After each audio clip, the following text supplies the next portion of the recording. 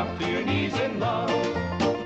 There's a tree house in the meadow below the mountain peak, the perfect place for lovers when they play hide and seek. There's a covered bridge at Cripple Creek where the horses always stop.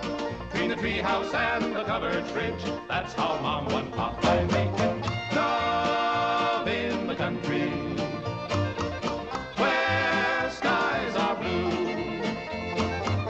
All you'll be dreaming of are the birds and the bees and the flowers and the trees till you're up to your knees in love. There are roses on the trellis and the scent of new mown hay. The clinging vine is jealous on the fence across the way. There's a great big yellow moon above and a breeze to sing a song. Between the roses and the yellow moon, a fella can't go wrong if he makes love in the country where skies are blue. All you'll be dreaming of are the birds and the bees and the flowers and the trees till you're up to your knees in love.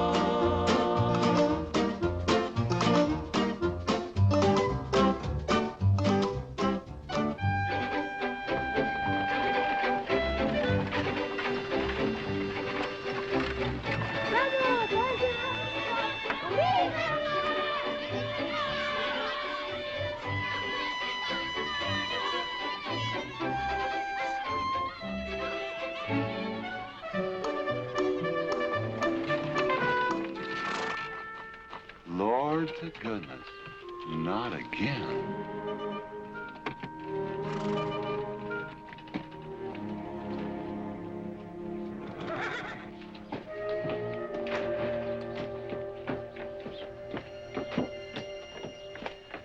Howdy, Drago. Morning, Curly. Makes 7 times this month he come home swoggles. 6. 7? 6. Once was his birthday. That don't count. Give me my buggy whip. Didn't have anything for breakfast but 2 raw eggs and a mug of honey. No. Curly, Yes, boss. don't say it's a fine morning or I'll shoot you. Get out of here, Bunyan. Good morning. Morning. Carlos, what are you doing up there? I hope I get it this time, Mr. McLintock. My brothers, they got the big hats already.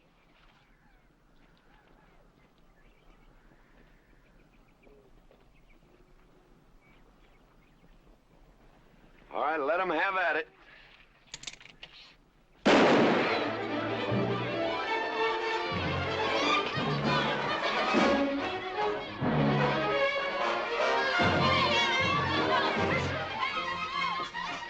Get over it. Did you let me drive? You promised me you would sometime. No, yeah.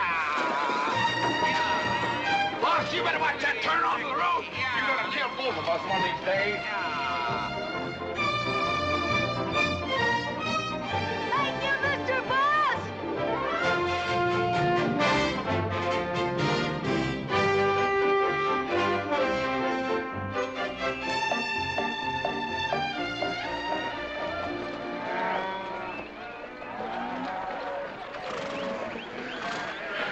You got cattle in the back, boss.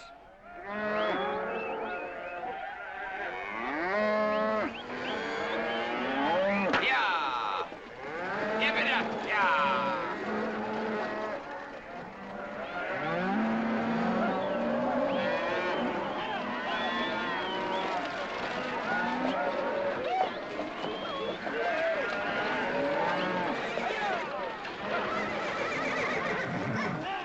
Keep 'em going. 15 cents a pound all the way to Kansas City. Yeah. Yeah.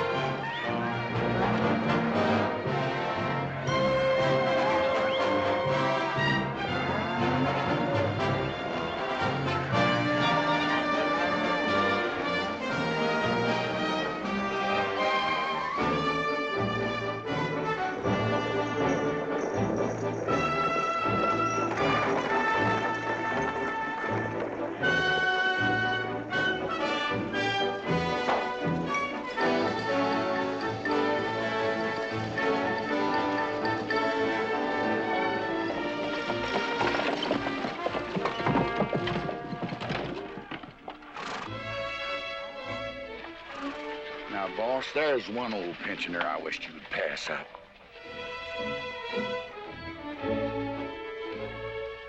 Bunny? Yeah. I knew where I'd seen his face before. He's an old timer. He's just been around town a couple of years.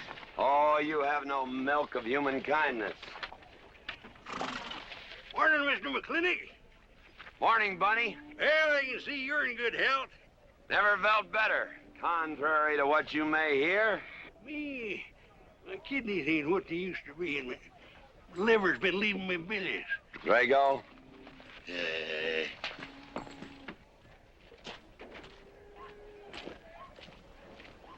Hello, Ben. Hey, McLintock. Drago, throw that in the buggy. Yes, sir. The scrubby bunch of Sooners, huh? They are at that. Well, it ought to make Douglas happy, lining his pockets with land fees. What are we gonna do? I don't know what you're gonna do, Ben. Me, I do nothing. 200 families. Quarter of beef a week per family.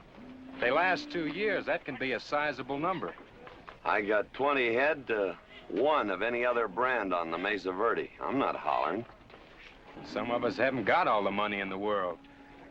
Some of us ain't old and tired and feel like being put upon. You interest me, young Ben. Go on. So the first time I find one of our hides wearing our brand hung on one of them settlers' fences, I aim to kill me a plowboy. You do what you want, McLintock. We'll do what we want. Fellas my age generally call me GW or McLintock. Youngsters call me Mr. McLintock. All right, Mr. McLintock. Not because I'm afraid of you.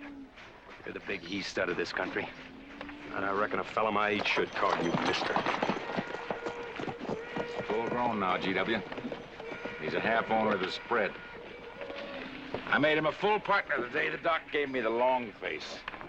Well, you want him to vote the first time this territory becomes a state, don't you? Of course I do. If these settlers get burned out, there'll be a lot of hollering that this country's too wild to be a state. We'll go on being a territory some more, with a lot of political appointees running it according to what they learned in some college where they think that cows are something you milk, Indians are something in front of a cigar store. I'm looking to you to hold young Ben down. I'll do what I can. Come on over to the house once in a while. We'll rack up a few hands of stud. GW, that'll be just fine.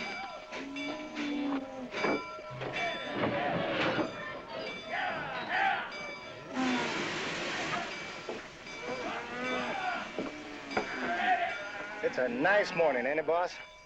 Everybody's entitled to their own opinion. Like that again, eh? Here's something that'll cheer you up. About 1,000 head. I figure they'll bring about 1,250. They're not as fat as I'd like to ship. They all off the North Range? Yes, sir. Settlers. Every one of them with a plow and a Bible. Not the slightest idea what the range is for. Drago! Drag out that hog leg. Yes, sir. Give me some attention. Yeah! People, people, people, people.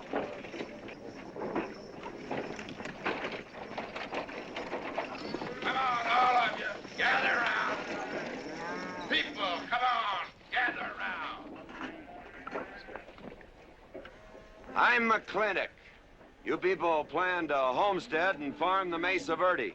Yes, sir. The government give us each 160 acres. The government never gave anybody anything. Some years back, a lot like you came in. You had a pretty good first year, good summer, easy winter. But the next year, the last rain was in February. And by June, even the jackrabbits had sense enough to get off the mesa. Folks, do you know who that is? That's McLintock. George Washington McLintock. I told him that, Douglas. He controls the water rights on 200 square miles of range. You know that lumber you got? It came from his land. Cut by his loggers and milled in his mills. Douglas, I come close to killing you a couple of times when we were younger. Saddens me I didn't. Can you imagine a man who owns all that? Oh, and mines too, I forgot to mention them. All that. And he's begrudging poor people a measly 160 acres. That right, Mr. McLintock? You begrudge us a little free land? There's no such thing as free land. If you make these homesteads go, you'll have earned every acre of it.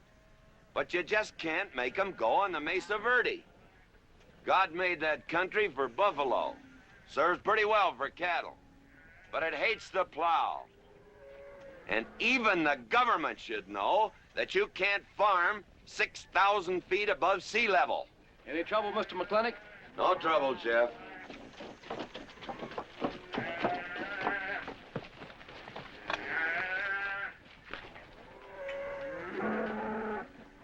How about you, Douglas? Douglas? Just plain Douglas, eh? And you call him Mr. McLintock. Why? Well, Douglas, I guess it's because he earned it.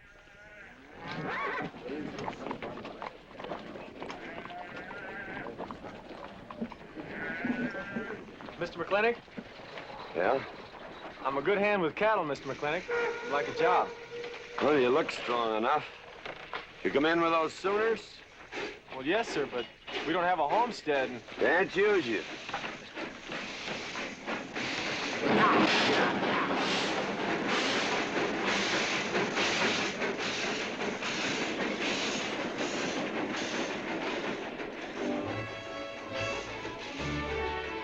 Tough life, ain't it, Sonny? Hell, ain't much future in being a farmer around these parts.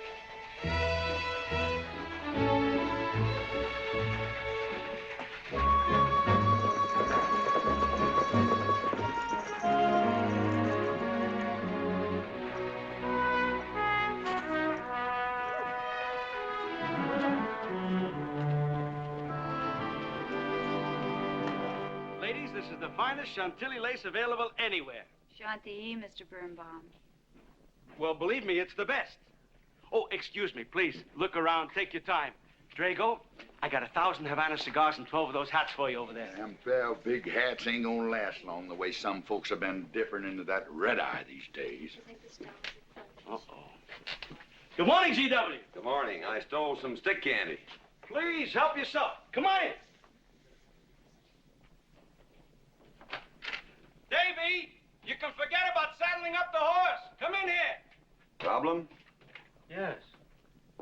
Well, if I were blacks, I'd move Queen's Bishop to King 4. Yeah, you might be right. You know, I was just starting to work this out when the letter came. Letter? It was... What happened? Don't you want me... Morning, Mr. McLintock. Morning, Davy. You being here saved me a trip. Oh, that hat and suit of clothes you picked out for my birthday? Well, instead of this cowboy hat, I'd like to have this one. If it's, all right with you, sir. Oh, that's all right with me, Davy. Of course, that looks like the kind of a hat a fella'd wear down Main Street to start a fight. Oh, I don't need a city hat for that. All I have to do is walk down the street and some wiseacre will call me an Indian, and just like that, the fight's on. Davy, the letter, it's for you. And you are an Indian. Yes, I know I'm an Indian.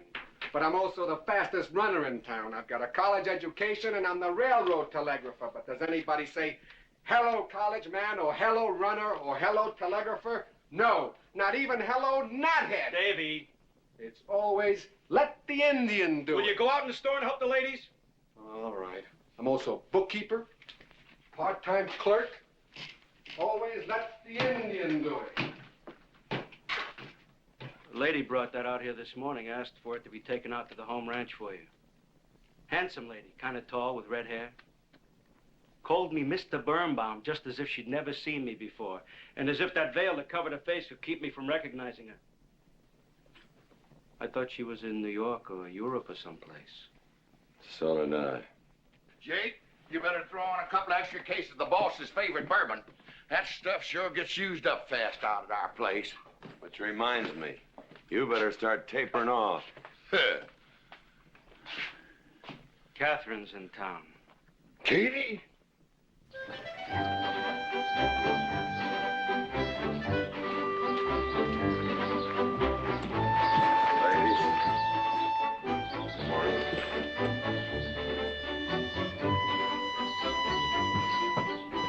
Morning, Mr. McLintock. Morning, Mr. McLaglen.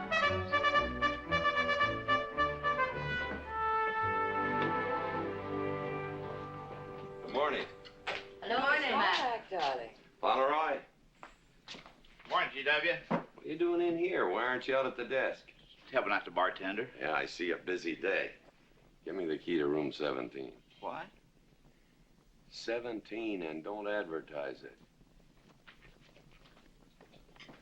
Here they come, Mr. McLintock.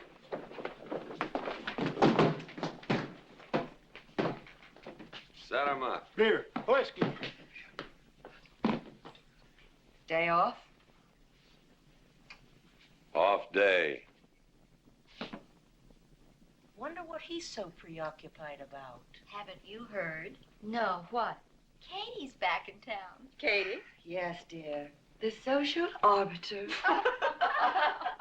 Well, hi, Sonny. Good morning. Oh,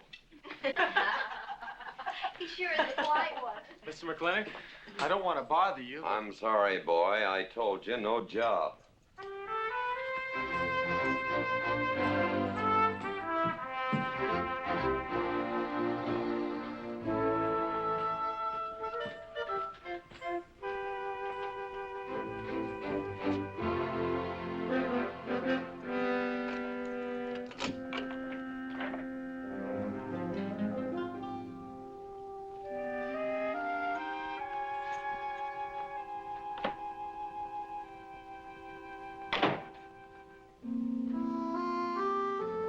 Catherine. George Washington McLintock.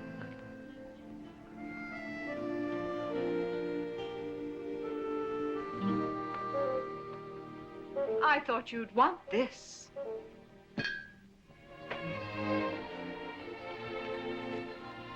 First dig of the spur. But who am I to upset your plans? Don't you feel kind of silly? I never feel silly. It's because you have no sense of humor. Why couldn't we sit down in the hotel dining room and talk about whatever it is you want to talk about? Or why couldn't you just come over to the house? And have everybody know that we're meeting. Everybody knows, and what's the difference? We're married. That is something I should like to change.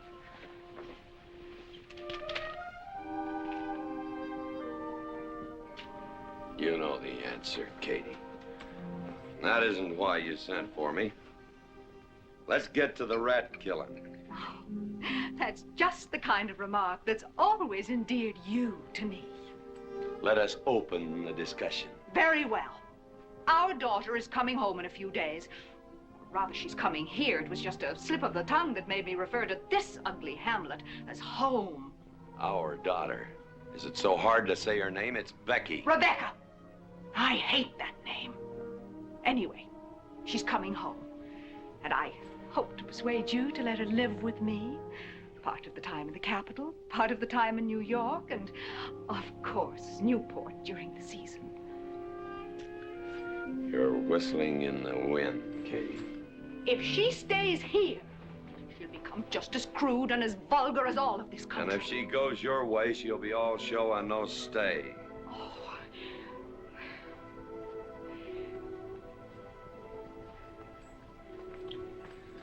No go, Kate. I hate you. Oh, how I hate you.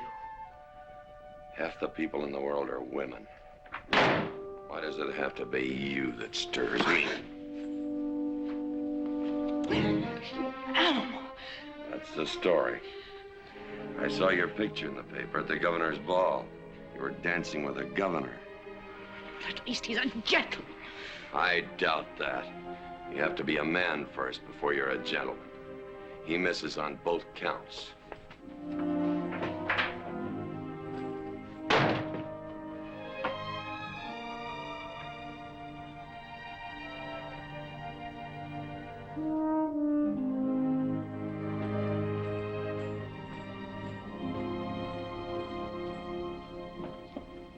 Hey, Sonny, you gonna ask him again? Nope. Hey, boy, you got a pocket of pride. You got a bag. You better listen to an expert, Sonny. I'm telling you, you got to grovel. Human nature gets him every time. Mister, leave me alone. Everybody does it one way or another.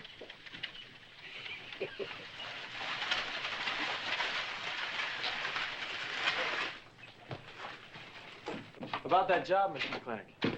I already told you, son, I've got no need for farmers or use for them. Just 1 minute, Mr. McLintock. My father died last month. That's how come we lost our homestead. I've got a mother and a little sister to feed. I need that job badly. What's your name? Devlin Warren. Well, you got a job, son. See my home ranch foreman. He's over at the corral.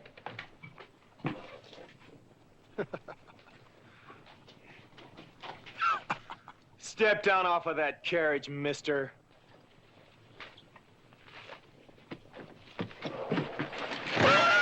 Hold that hog leg. I've been punched many a time in my life, but never for hiring anybody. I don't know what to say. Never begged before. Turn my stomach. I suppose I should have been grateful you gave me the job. Gave? Boy, you got it all wrong. I don't give jobs, I hire men. You intend to give this man a full day's work, don't you, boy? You mean you're still hiring me, Mr. McLean? Well, yes, sir. I mean, I'll certainly deliver a fair day's work. For that, I'll pay you a fair day's wage. You won't give me anything, and I won't give you anything. We both hold up our heads. Where do you live?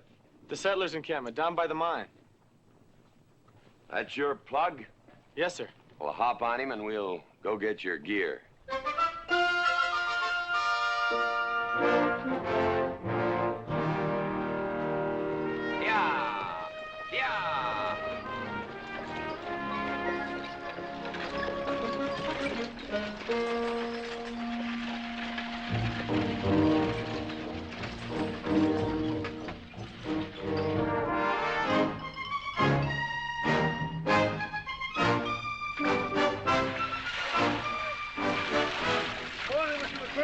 Morning, Mr. Poor Boy.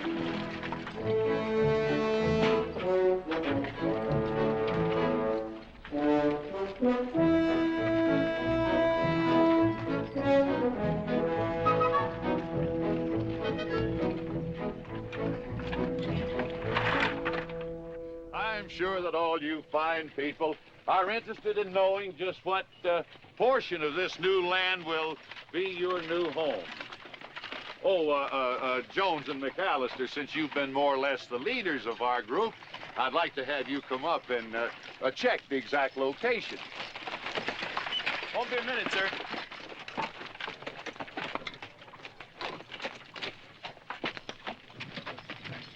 Go after that boy and give him $30. Tell him McLintock pays these riders a month in advance. From the looks of things, they could sure use it, too. Oh, Mom? It's Mr. Drago.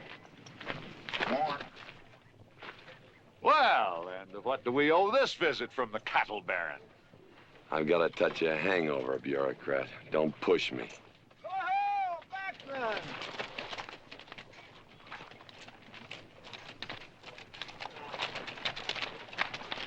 Say, those are Indians.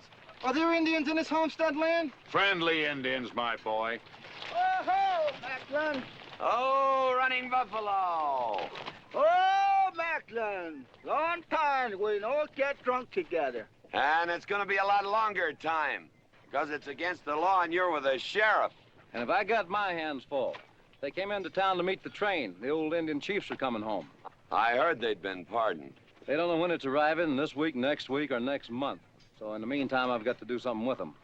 Could I cut out a couple of head of your steers to feed them? Otherwise, some of these settlers' milk cows are going to disappear. That's right, McLaglen.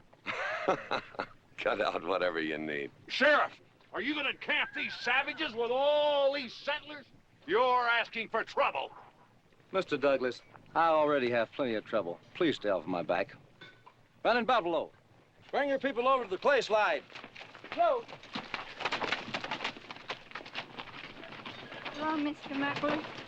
Tiny Mouse, it's nice to see you. You wouldn't believe it now, but 20 years ago, she was a mighty handsome maid. 20 years ago, you thought so too, Mr. Douglas.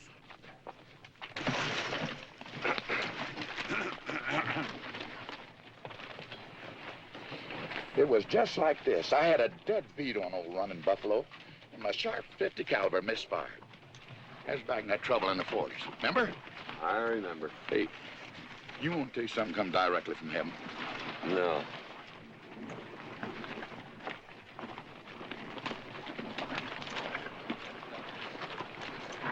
Where'd you get this? That boy's mama baked them. You thinking the same thing I am? She's a widow woman, boss, and she's got a long, hard road home. Hire her.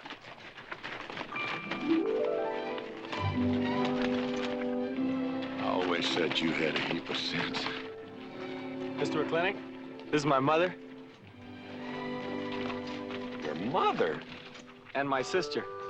Pleased to meet you, Mr. McLintock. Ma'am, this here's my boss, and he has few choice words to say about your biscuits. Yes, Mr. McLintock? Well, they're great.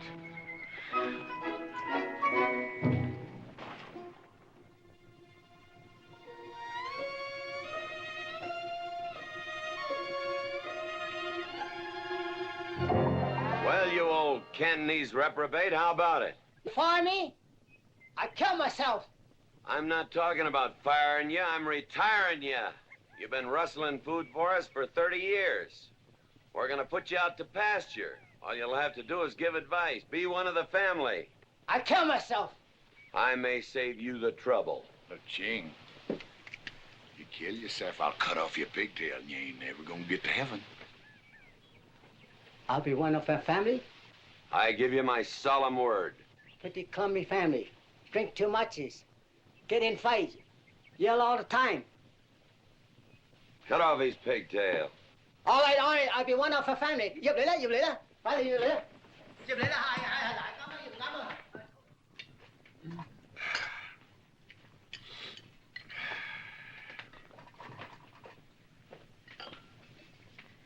I hope everything is satisfactory. This is such a big house, it'll take me a while to get used to things. Now, please don't hesitate to tell me if anything is wrong. No bird's nest soup.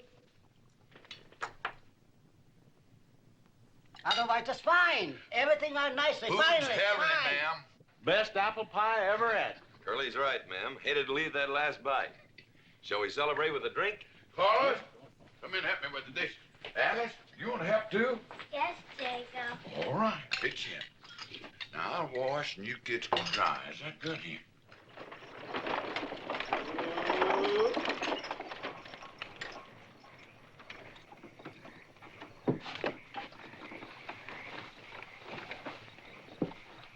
Don't seem possible one woman could use all them clothes. You keep a civil tongue in your unprepossessing face. Yes, ma'am. And unload my baggage, please. Yes, ma'am. By the way, what does that word unprepossessing mean?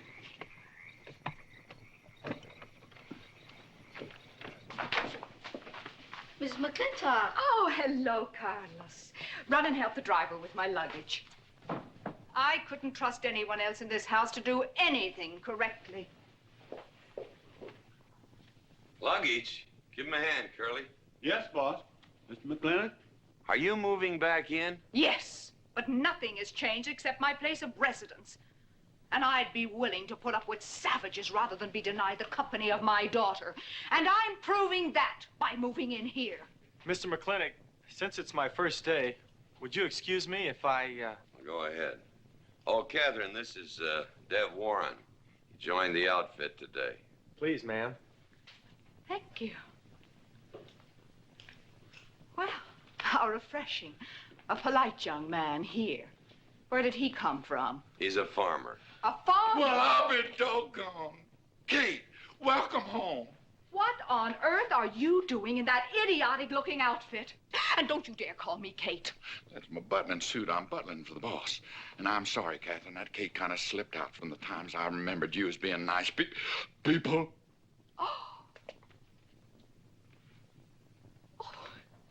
Are you going to stand there with that stupid look on your face while the hired help insults your wife? He's just ignorant.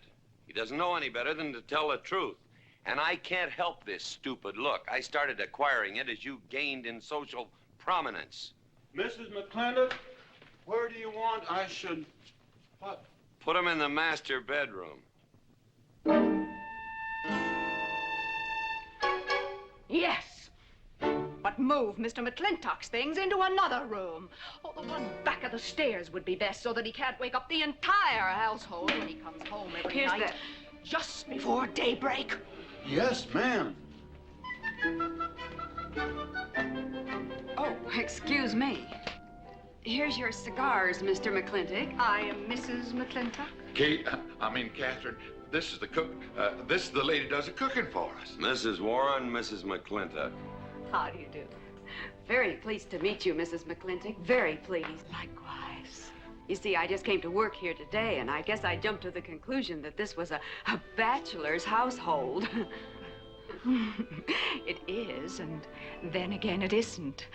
I will explain so everything will be quite clear, Mrs. Wallace. Mrs. Warren. Mrs. Warren, it has been a bachelor's household for quite some time.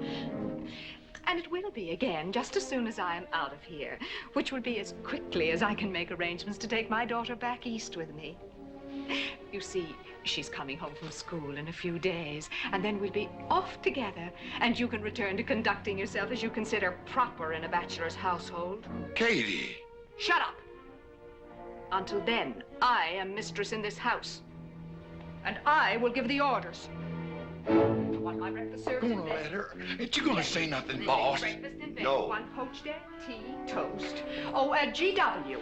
As soon as my things are put away, I want to talk to you about Rebecca. Yes, Mrs. McLintock. Indeed, Mrs. McLintock. Of course, Mrs. McLintock. The toast, lightly browned and unbuttered. Of course, ma'am. Wait a minute now, boss. Where do you think you're going? I just remembered I got a date. But she said she wanted to have a talk with you. I heard.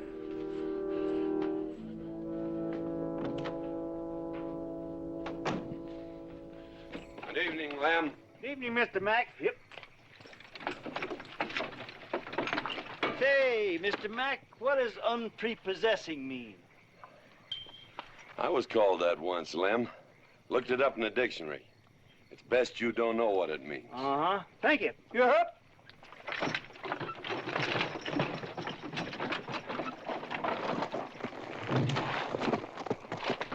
Hey!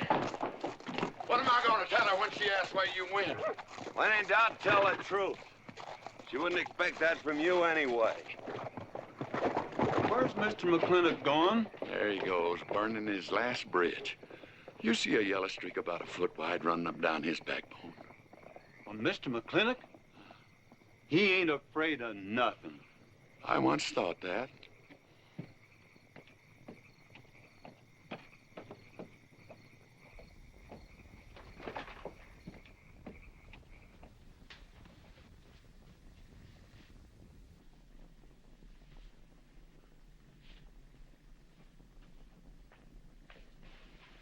Drago?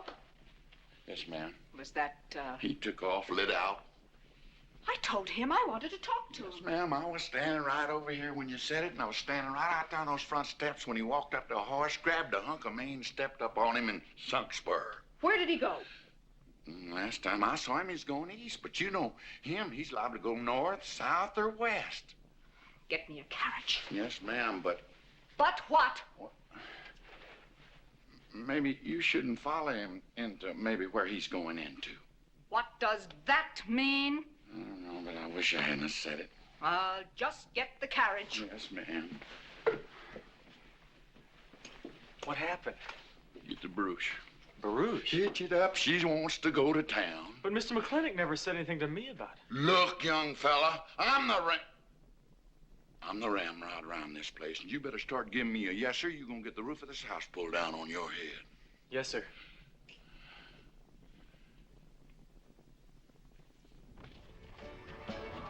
Hello, lady. Hi, Mr. McLintock. New broom, eh? Sweep, please. Hello, Bunny. How is everything? Oh, fine, fine, Mr. McLintock. I'll get you next time.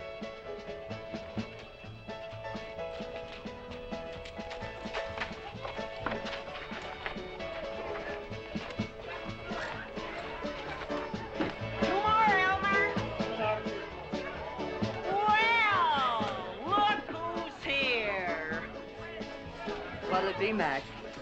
Same as usual? Ladies. Evening, GW. Jake? Wrong move. What? Chess problem. Queen's in danger.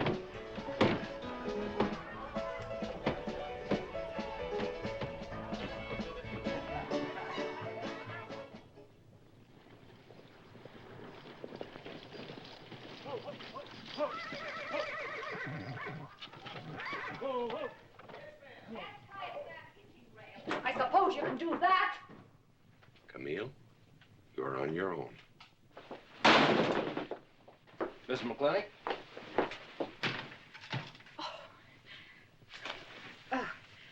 I'm Camille. Camille Reedbottom. I'm learning the game of chess. Thought it would give me something to pass the time. See, I have nothing to do all day long. I just remembered something.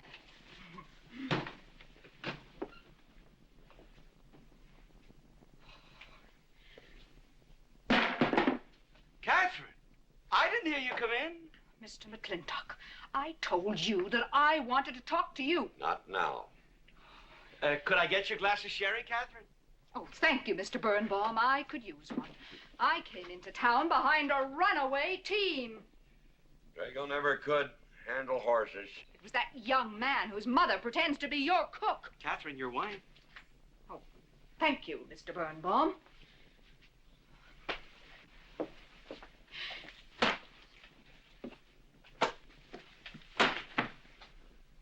Now, Mr. McLintock, we have an awful lot to talk over. First thing I learned about Indian fighting was to wait for daylight. What has our conversation got to do with Indian fighting? Indian fighting is good experience for our kind of conversations. Oh. It'll wait, Catherine. Evening, Sheriff. Mr. McLintock, we had quite a ride out here. Oh, I finally got that team settled down. It's your move. No, it's your move. I just castled. Oh. Now, look here. You're not going to sit here all night long and play chess when the matter of our daughter remains unsettled. I am going to remain here and play chess, and the matter of our daughter is settled. She stays. Oh, such stubbornness. Catherine, your hair. Oh, it is a mess after that awful ride. No. It's just that I haven't seen you for a long time. And it seems to me the last time I saw you, your hair was a little darker, no?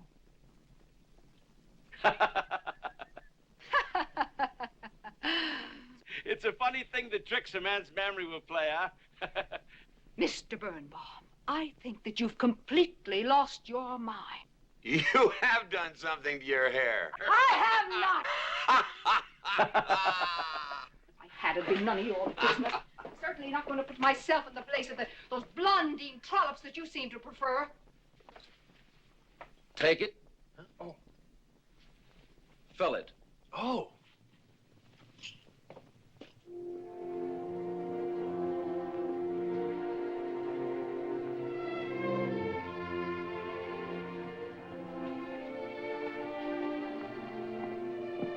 Morning. You fellas still at it all night?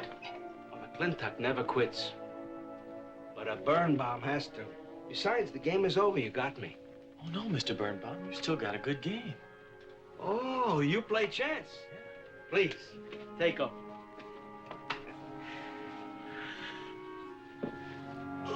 Pretty good. Fair. Well, looks like I won't have to come into town always to get a game. Remember, I'm a bad loser.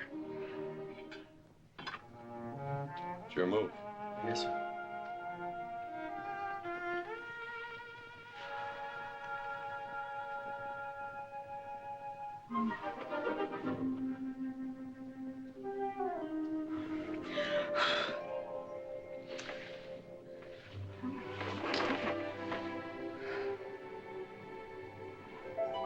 Good morning. Good morning. Oh, it's not morning already. Mm-hmm. Cup of coffee? Oh, yes, thanks, Jake. You're welcome, Catherine. Got any cream? Canned cow's milk. A Mountain Dew. Good old condensed milk. That reminds me. I was cleaning out my desk the other day. I found something I wanted to return to you.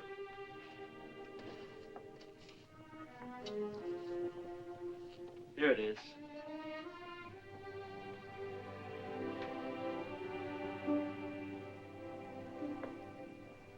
It's a medal, remember? From the President of the United States of America to First Sergeant Michael Patrick Gilhooly for bravery above and beyond the call of duty. It's your papa. Reminds me of the first time I ever saw you. It was over 17 years ago. You walked into my store, not much bigger than the bundle you were carrying.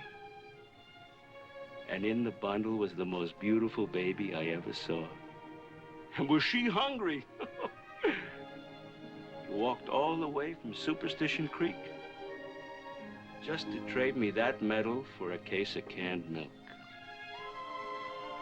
GW was off somewhere as usual, fighting Indians. Sheriff? Sheriff Lord! Well, have you seen the sheriff? Kind of early for him. To try his house? Why didn't I think of that? Looks like Birnbaum's is open. Maybe somebody in here knows. So there you are, Sheriff. I told you were headed for trouble. Trouble? I want to know by whose authority you let those Indians stay in town. Those savages are wards of the government, and I am the representative of I that told Sheriff Lord that he could put him up down by the clay side.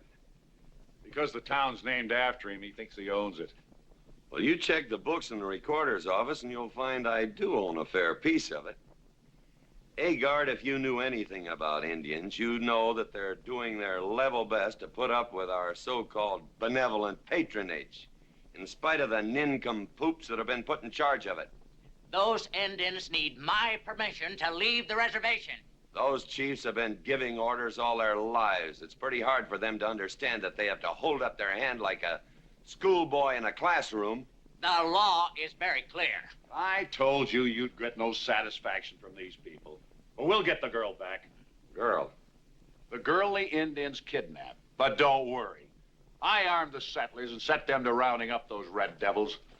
What is this about a girl? Millie Jones, one of the settlers' daughters. The Indians kidnapped her. That's ridiculous. And you turn loose a lot of farmers with shotguns? I certainly did. You're insane. Let's go, Sheriff. Mr. Douglas, Oh, Miss McLintock.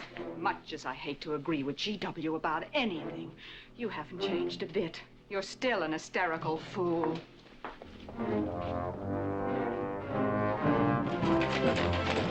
Coming to town, I got worried. What about? Thought maybe Katie shot you. Not yet, Drago, but it took restraint. Wait a minute. You better take Agard along. Not that he'll be much help. Drago, have him on the horse. Just a minute. Well, I'll drive. Yes, sir. Agard, what are you doing?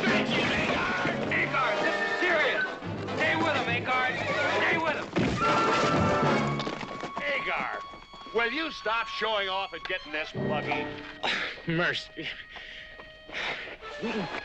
Mercy. That horse is a little green.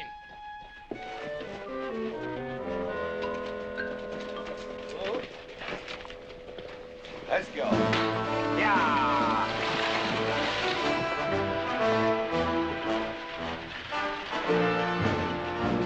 Just where do you think you're going? Don't use that range, boss. Tone of voice with me.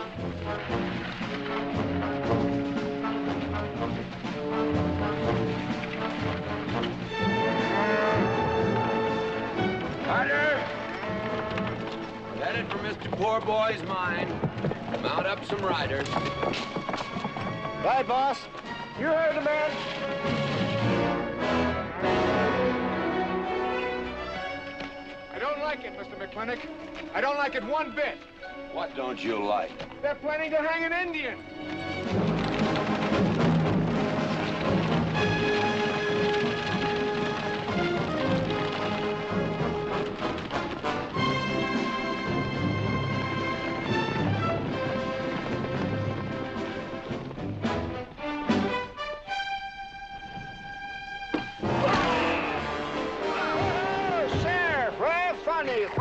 whiskey. Hold that! Not so fast, Mr. Boss of the whole country. Unless you want to wear a big hole in your middle. How long is GW going to let that cheat-chalker push him around? That cheat-chalker has a sawed-off shotgun. How do you know she didn't wander off someplace or meet some fella or something? What are you saying? That I didn't raise my girl right? That she'd wander off all night with some man? There's a lot of things I'm not saying to you, mister. Well, you got a sawed-off shotgun in my middle. But how do you know this Indian had anything to do with it? She's gone, ain't she? She's gone. Pa! Pa! I'm over here! Pa! Been looking for me, Pa? Where you been, gal? Young Ben took me for a sunrise ride, and the horse wandered away. You come down over there. But, Pa! She's telling the truth, Mr. McLintock. We wasn't doing nothing. Well, that's not important right now. The important thing is that you don't draw that hog leg, or this'll be worse than Dodge City on Saturday night. You get on, back to the wagon. I'll tend to you later.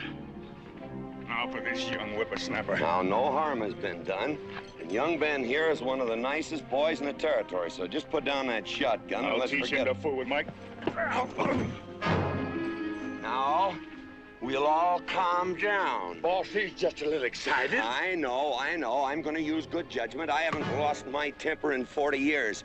But, Pilgrim, you caused a lot of trouble this morning. Might have got somebody killed. And somebody ought to belt you in the mouth. But I won't. I won't. The hell I won't.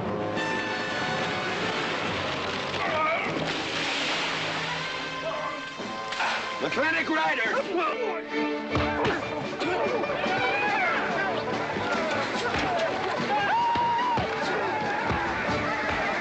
Ha-ha!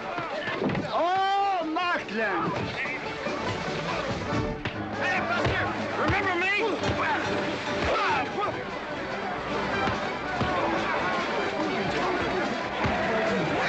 Hello, sir.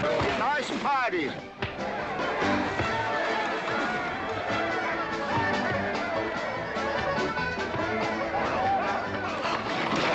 Do you think you ought to? I ought to what?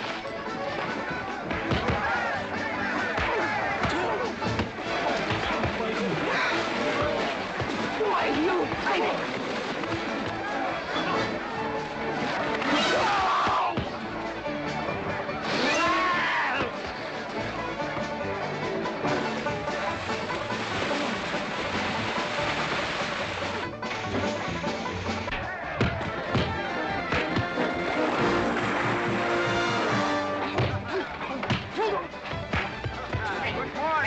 I want to work with you. Hey, just a minute. What do you do? My glasses. Hey, now stop this or you'll be sorry.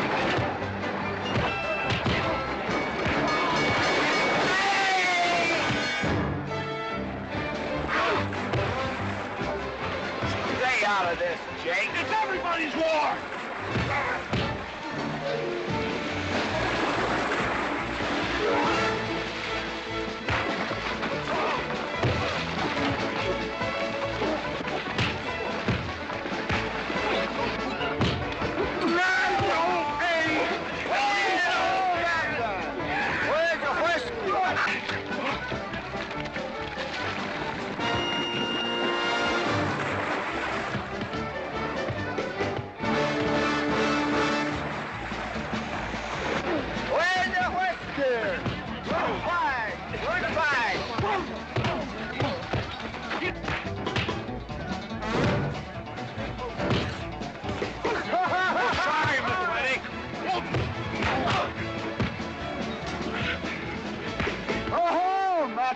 Thanks.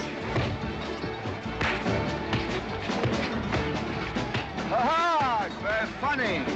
Yeah, very funny.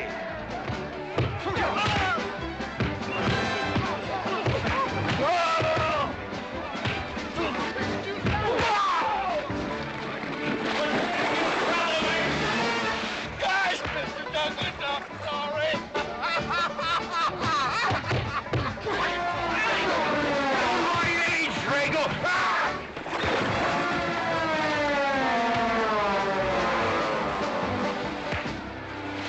Hey!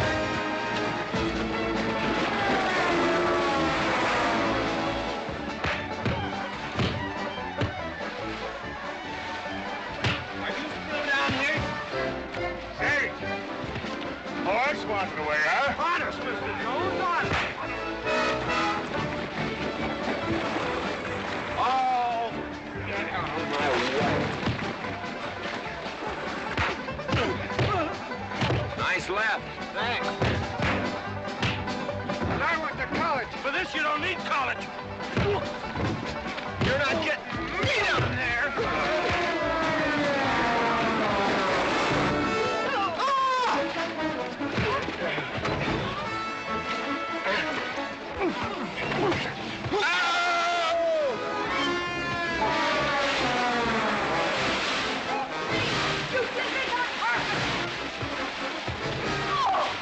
McLintock, you big...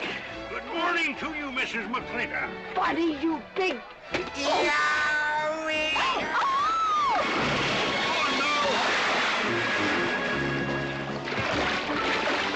G.W. McLintock, you big, great big clumsy!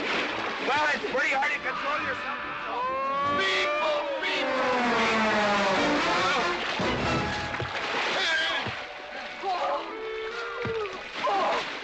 Oh, McLaglen! Oh, McLaglen! What party? No whiskey. We go home.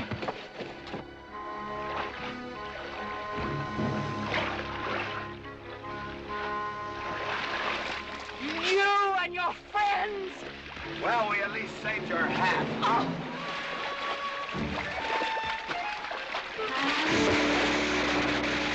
Where is everybody? Oh, for heaven's sakes.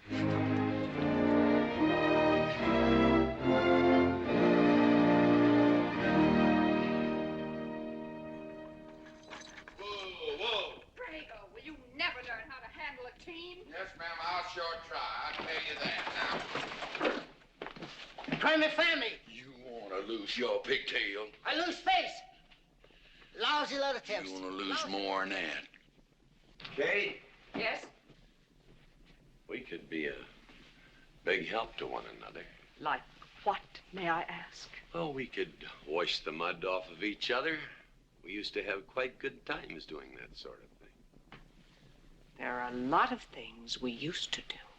Good night, Mr. McLintock.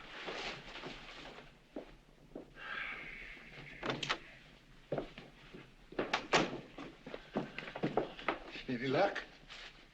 What are you talking about? I mean, divorce. She still wanted. Yeah. You know something? Women are funny. She fought like a wildcat on your side out there this afternoon. Come home, she slams the door in your face. That divorce business, is that what you get when you pay a woman not to live with you? That's about it. Some women I've known it'd be worth it. You know, if we had any moral character, we wouldn't be standing here covered with mud drinking when we should be washing. G.W. Drago.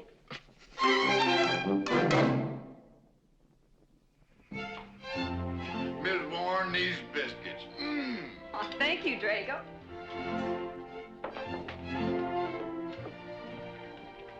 Good morning, Mrs. Warren. Morning, Mr. McLintock. Breakfast for the boss? If that's the way you want it, Mr. McLintock.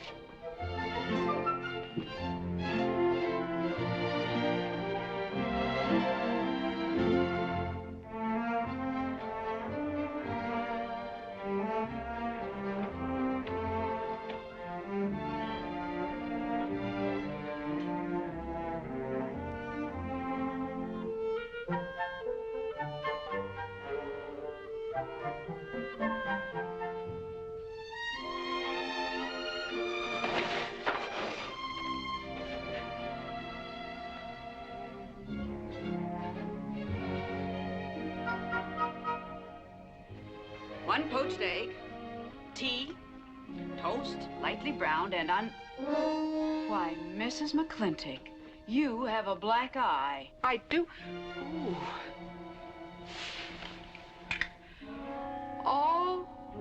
Oh, and Becky's coming home today. And that's not all. There's a little something we'd better get settled. There are no men listening now, so we can be ourselves. Oh, sure, I let you get away with all that guff the other night. But now that we're alone... When I want the opinion of the hired help, I'll ask for it.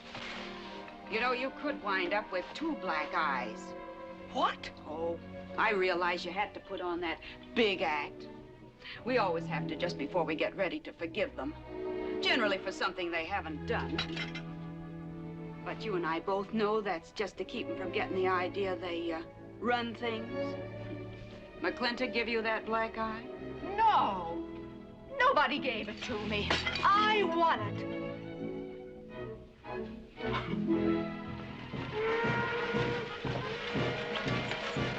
Morning, Davy. Morning, Mrs. Beach. Mr. Beach.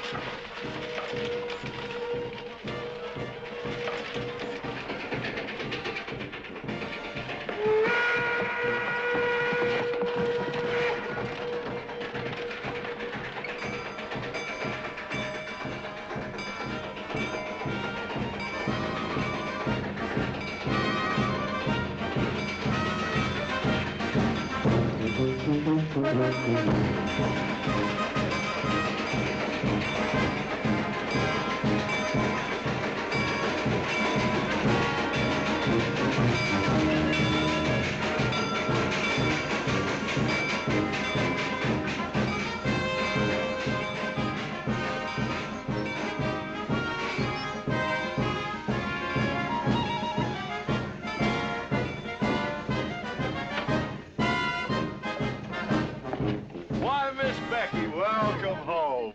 Hi, Dad. My boy. Good to see you again. Daddy! Well, Daddy! It's been 2 long years. I guess I'm gonna have to stop calling you Tomboy. Oh, Becky. Mama! Oh, darling. Mama. I wasn't sure you'd be Oh, here. I've been here a few days. And, oh, Becky, I bought you 3 of the most beautiful dresses. Oh, Mama. Uncle Drago! Oh!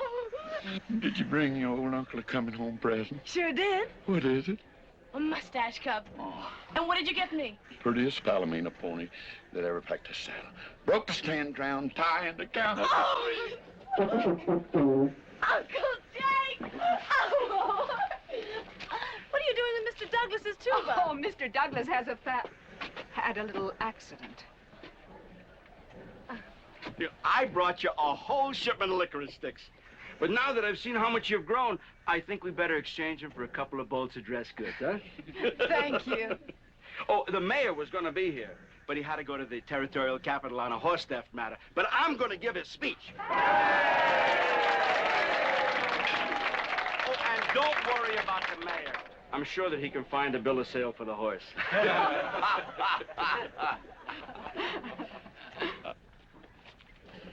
Ladies and gentlemen, we are here to welcome the fairest... What am I doing? We are here to welcome back the prettiest girl that was ever born in McLintock, or in any part of the territory.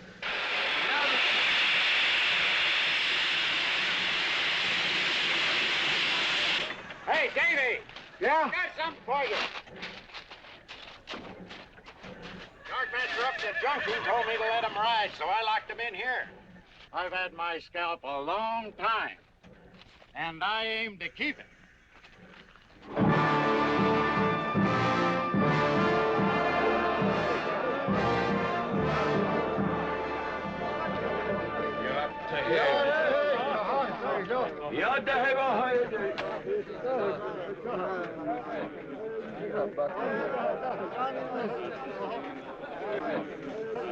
And now she's come back to us.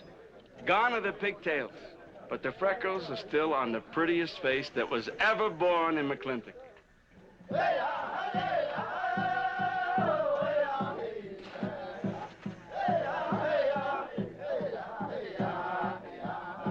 Hey, that's Puma. And it's true. The government did turn them loose. Good old Puma. I'll never forget when he brought G.W. home. Your father had a hole in his chest and 104 fever. Of course, they weren't very mannerly about it. He came past the house at a high lope and threw him on the doorstep. And you do remember them good old days, don't you, Katie? Catherine.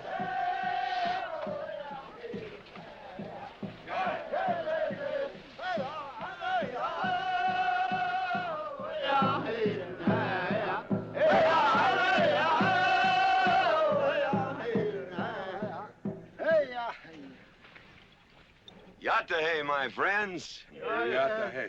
Puma, honored enemy. Does big McLintock forget? Also blood brother. No, I'll never forget that. All wound. Does it hurt still? I feel it when it comes on to rain. An inch higher and I wouldn't have had to worry. Our big McLintock, that was remembered fire.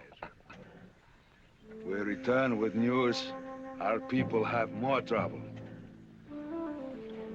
You see, I learned good English now, big McLintock. Learned in white man's jail. But we would have you talk our cause at government hearing. I understand that Governor Humphreys is going to preside at that meeting.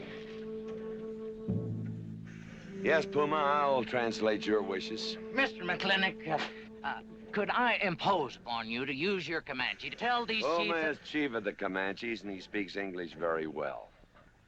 Oh, well, your people will have to follow my instructions to the letter. It is the law of the land... Well, now, just a minute. Well, for heaven's sakes.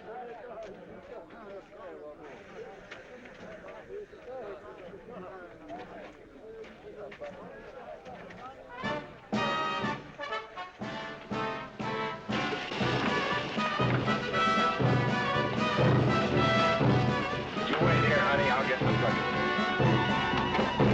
You go to the clinic party? Surely. Will I see you there, Beth? Of course, Davy, and you can have the first day. Sis? Don't want any sister of mine talking to strangers. Davy's not a stranger. He clerks in burn barns. He's an Indian.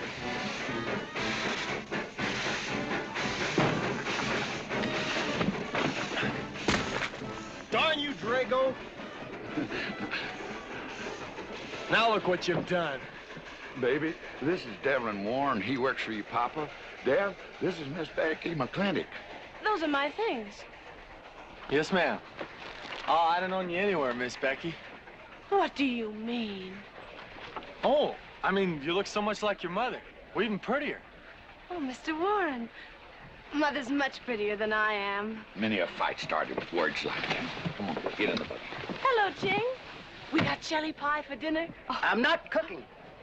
No, he's not. Junior! Yes, Miss Becky. You remember Junior Douglas, Mama? Oh, of course. How's college? Valedictorian, 95. Oh, congratulations. Oh, Mr. and Mrs. Douglas, we will see you at the party, of course. Oh, delighted. Well, it'll be pretty hard to keep young men away. Yes, sir. Drago? Yes, boss. Baggage all loaded. G.W. You remember young Junior? Oh, yes. Like father, like son. Mr. McLintock, I hope you don't think I'm being presumptuous in asking for the honor of calling on Miss Rebecca. Well, there she is. Ask her yourself. Well, thank you, sir. Ching, now I'm going to get fired. Get up out of here. Thank you, sir. Thank you.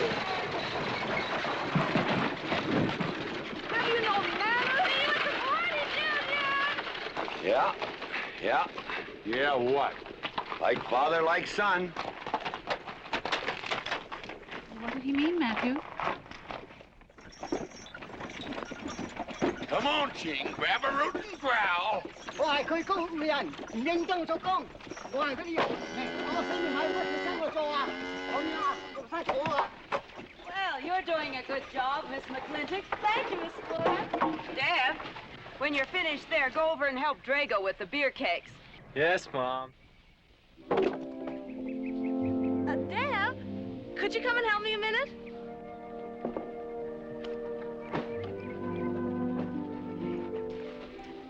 I certainly was surprised to hear you went to college. Why? I don't know. Junior says Purdue's a good college for a backwater place like Indiana. Well, he did indeed. Oh, could you do this? I can't reach it. Why didn't you finish college? Lack of funds. My father got sick, and he had to come out west. So he took out a homestead. You know, your mom's sure cute. It's too bad you didn't inherit her eyes.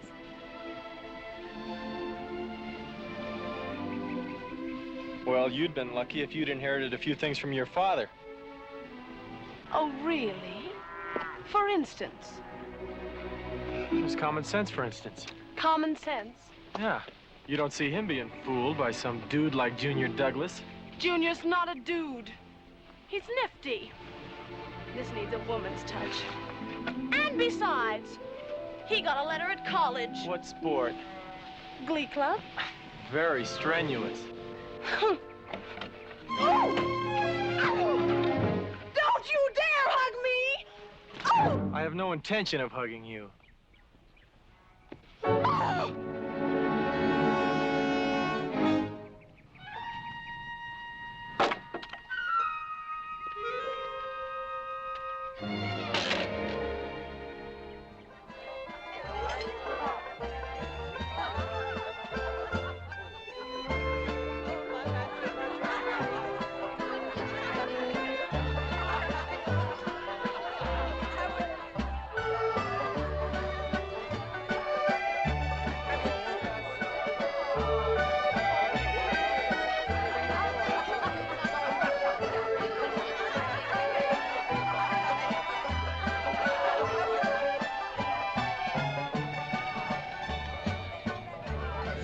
Ladies all look lovely, Catherine. You know, this is a real fine party. Oh, thank you, Ben. Of course, we had to invite everybody. Just everybody. Sorry, GW, but this one's mine. Well, thank you, Mrs. Warren. I guess I'll have to be a good host, my own home. Well, the next one's yours, Mr. McLintock. Thank you.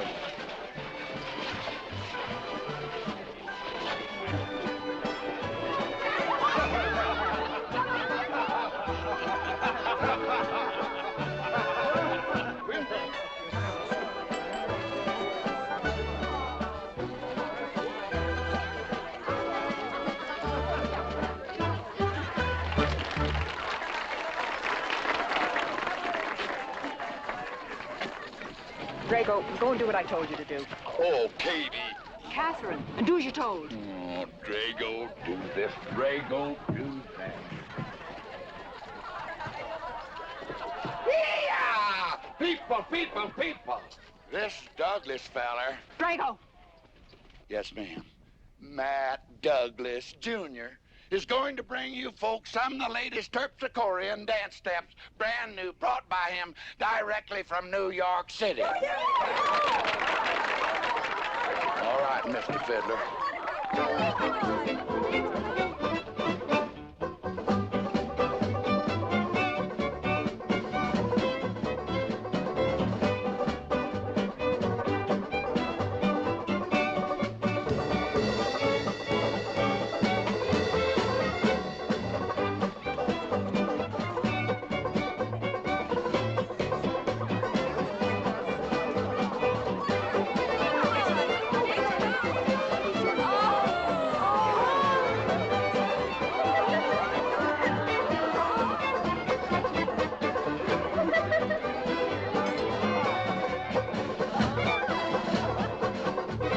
Give me a whiskey.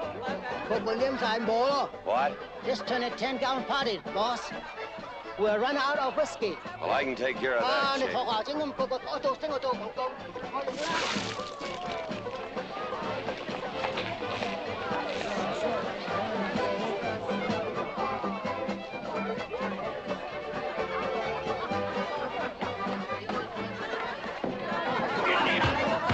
Indian.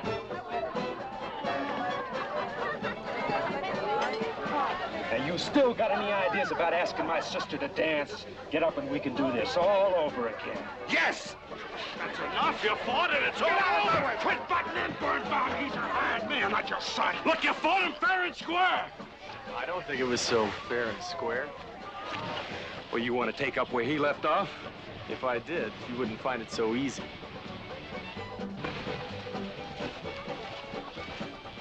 Now we've had enough of this. Well, when are you gonna quit walking away? Just as soon as we're out of sight of the party. A little lesson I learned back home, don't fight in front of women. Well, we're out of sight now. So we are.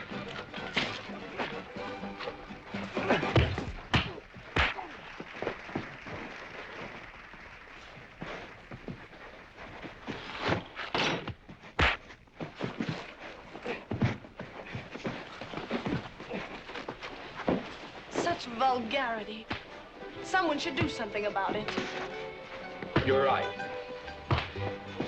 Absolutely right.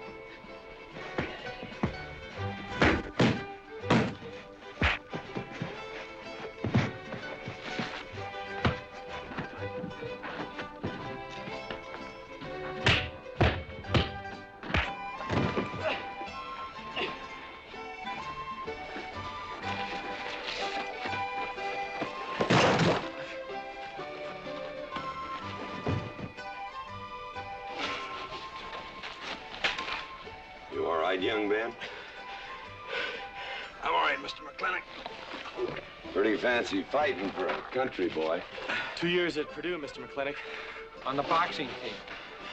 I never thought any farmer could whip me. You sure did. Better get him cleaned up. Get him some water, Jake. Yep.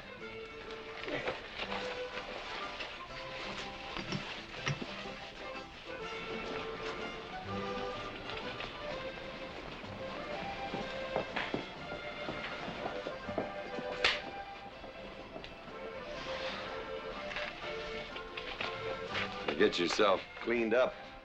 Go ask that girl for a dance. Who?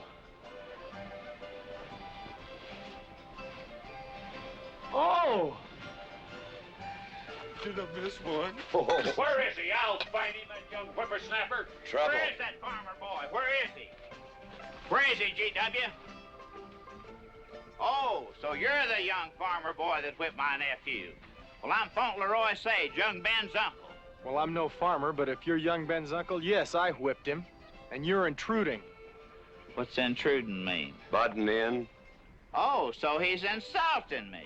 Well, then I got another reason for walloping him. Besides, on account of him thrashing my nephew, young Ben. Fauntleroy, you can't get mixed up in these youngsters' quarrel. Family honor. I can't have said a farmer whipped a sage. You're twice his size. Don't let that bother you, Mr. McLintock.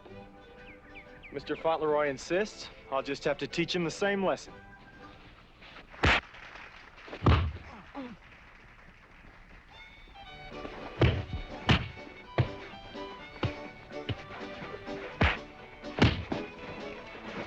Say!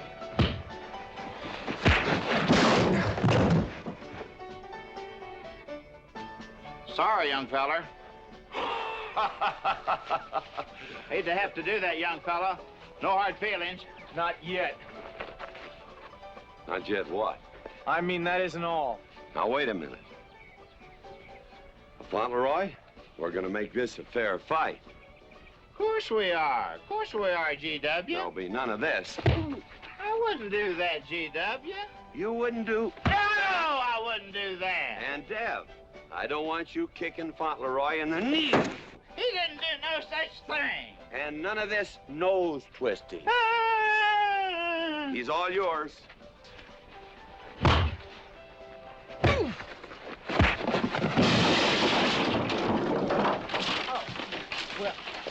Well, where are my glasses? You all right, young feller? Ouch! I'm all right. This Indian agent will stop stepping all over me. I beg your pardon. G.W. You're just funning me. But I want you to know that boy fought me a fair fight. Well, I'm glad to hear that, Fauntleroy. Here's my uncle. Fauntleroy, what have you been doing? I hope my uncle didn't bother anybody. No bother. I think we'd better join the ladies before they get curious. Drago. Fauntleroy, let's line them all up for a do-si-do. Jake, you think tincture of arnica would help? Could be. Used to help you. Gentlemen, to the medicine cabinet.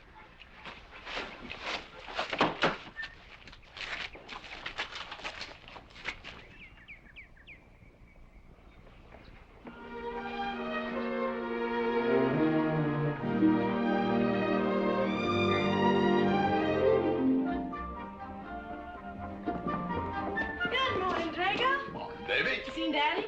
Took over early this morning with a scattergun over his arm. Went hunting.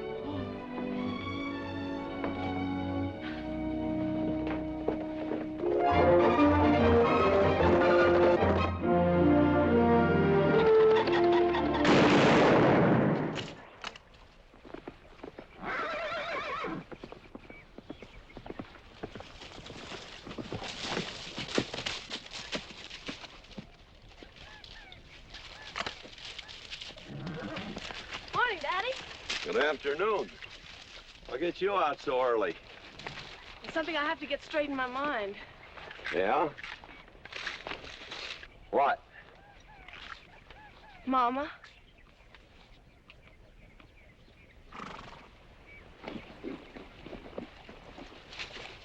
Why'd you and Mama stop living together, Daddy? Why'd you separate? Aren't you going to answer me? No. is sort of my business, I think. I don't. Is it another woman? Usually is. At your age, you always know what's usual. Is it Mrs. Warren? Becky, I don't want to start laying the law down your first day back home. But I'll have no more such talk. First time I ever saw Mrs. Warren was last week. She has a job here at which she's very good. And I hope you'll have the good manners to not pry into other people's business. Your mother's and mine. Pretty good shot, Daddy. Oh, I can understand your trouble. Mama's often so, well, so petulant. Petulant? You learned a lot of words back east, Becky. Wish to God they'd have taught you some meanings. You were only about 6 months old when your mother stayed alone with you in a sod hut under 8 foot of snow, while I moved the herd 300 miles south to try and save it. Saved about half of it. You were a little more than a year old at the time of the great Comanche raids. We stood off 500 Plains Indians for 9 days. Petulant, Becky?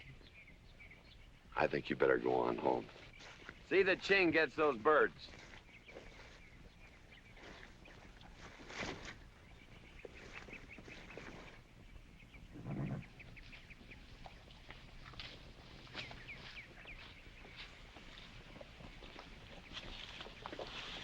Becky, come here.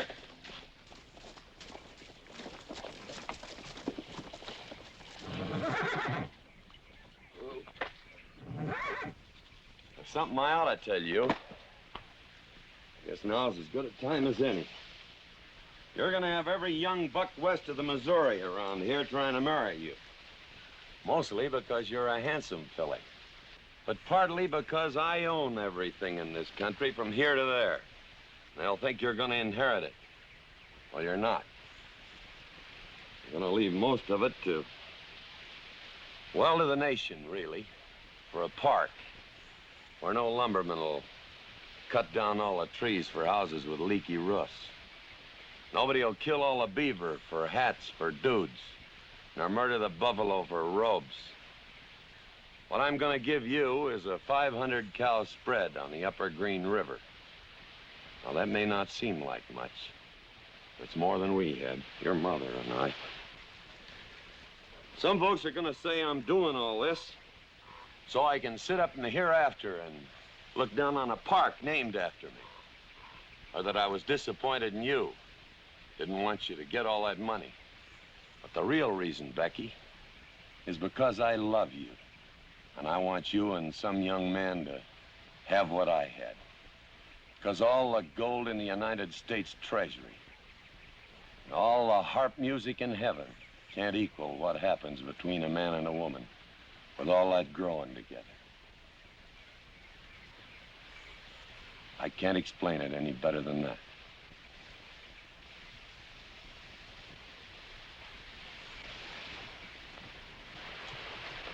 All right, Daddy. Becky.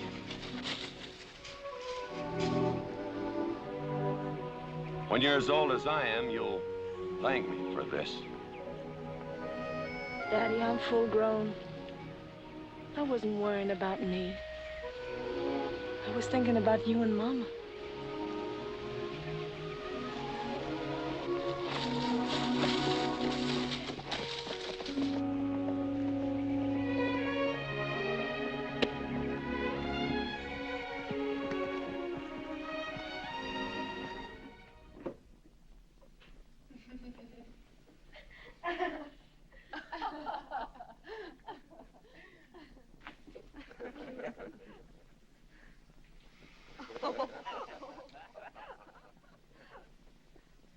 Oh.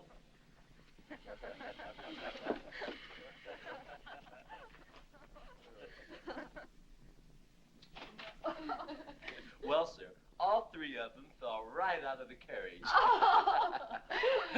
Well, it's getting rather late, Becky. It's bedtime. Oh, Mother. He brought this. He must have intended to use it. Oh, well. Sing us a song. Well, if you really want me to. Gosh, I haven't played in You quite know just right for me. Sure. It's the rage now. Oh. Oh. Dev, what are you doing? Oh. I just thought I'd get another cigar. Well, you've got one in your mouth and two burning in the tray. Not move. Fellas want me to play all the time. You're cuter than a baby steer and softer than a mouse's ear. I want the whole wide world to hear. You're just right for me. You're sweeter than... Oh, no, not that rhythm, Junior. Do it the way they do at the plaza. I know the words. Sure, Becky. Will you sing with me? Of course. All right. I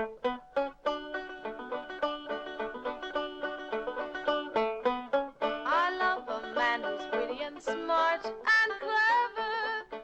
It's your move. Oh. Oh, Deb, you're playing like an amateur. Let's call it an evening. I'd like to know where your mind is tonight. You're sweeter than the early spring or bluebells when they start to Pretty good. Voice like her father. feel like a king. You're just right for me. Sweeter than honey, finer than wine. I'm sure they found you on that honeysuckle vine. I would melt in your embrace. You disappear without a trace. To die like this is no disgrace. This is the time. This is the place for you. Just Right for me.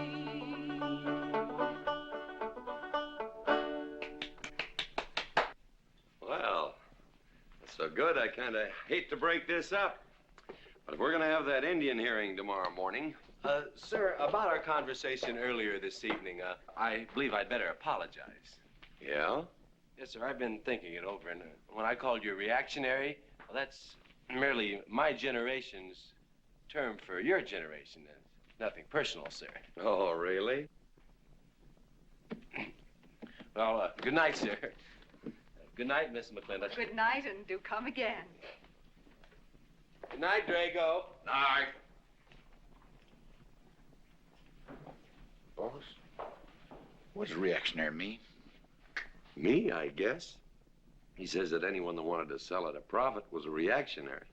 Was we reactionaries back in them days when you was selling beef cattle for 6 cents a pound on the hoof? Well, no use arguing with him. College boy.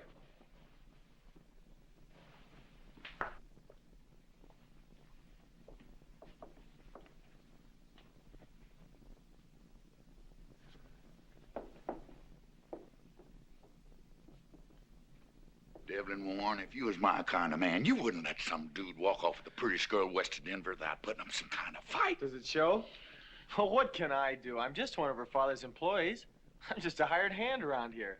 Every so often, Dev, you spill the strangest ideas. Everybody works for somebody. Me, I work for everybody in these United States that steps into a butcher's shop for a T-bone steak. And you work for me. There's not much difference. Daddy, the most terrible thing just happened. Junior's horse ran away. The one he rented at the livery stable. Tied up a rented horse by the reins. He's probably back in the stall by now. I think we could get Junior something that he can ride. What I'd rather do, Daddy, is drive Junior home in our barouche. It's a lovely evening, and I'm sure Uncle Drago wouldn't mind driving. I would, and I got the kind of manners don't keep me from saying so, just to be polite.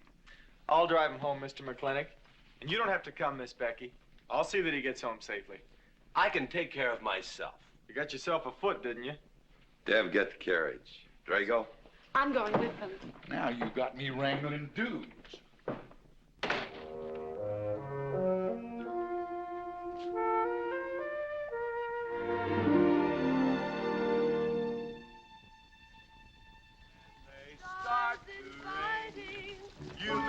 man feel like a king. You're just right for me. Miss Becky, somebody better help me watch the road. You know, I'm new around here. Might take the wrong turn off. Devlin Warren, you know there isn't a turnoff between here and town. You disappear without a trace. To die like this is no disgrace. This is time. This is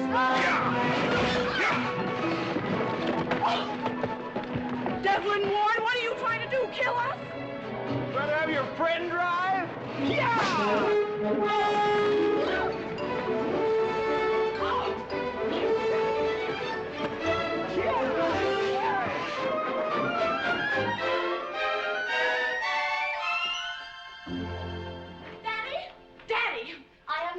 Humiliated my entire life. I said what I said, and I'll stand by it to the death. Shoot him, Daddy. Shoot him at once. Why? My honor is at stake. Well, now, Your Honor. Absolutely. He impugned my honor. Impugned? What does that mean? Slander. He slandered my honor. He did? I said what I said, and I'll stand by it to the death. He admits it, see? Shoot him. Well, what is he admitting to? Why, he called me a... I won't even repeat the word. I didn't necessarily call you anything, but I said what I said, and I'll stand by it to the death. Well, just for the tally books, what did you say? I said that any girl who would permit a man to kiss her before they're formally engaged is a trollop. He said it again! Shoot him! Now, hold on. No, don't hold on. If you're my father, if you love me, you'll shoot him. Well, I'm your father, and I sure love you. So... Oh, you shot him! You really shot him! Hey! He dies. If he dies, he'll be the first man ever killed with a blank cartridge. We use this to start the races on the 4th. Hey! I'm on fire! Oh, you poor dear. Poor dear? You'd have had me shot in cold blood. But it didn't happen. Yelling I insulted you and all. What you need is a good spanking. Deb! Daddy! Leave me out of this.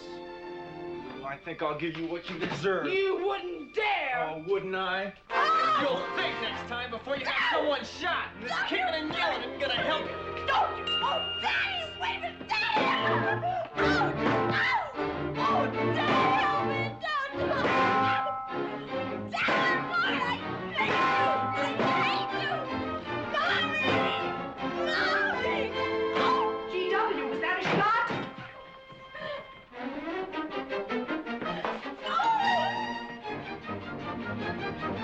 Oh, Becky, what happened? He spanked me. You spanked my daughter? Dev. You mean you stood there while that brute beat our daughter? G.W., what's happened to you in the last 2 years? Part of valor, son. Oh, isn't it enough that you've always treated me like a squaw without subjecting dear, sweet Becky to this crude, vulgar way of Catherine, life? you women are always raising hell about one thing when it's something else you're really sore about. Oh. Don't you think it's about time you told me what put the burr under your saddle about me? I don't intend to stand here and hold a midnight conversation with an intoxicated man.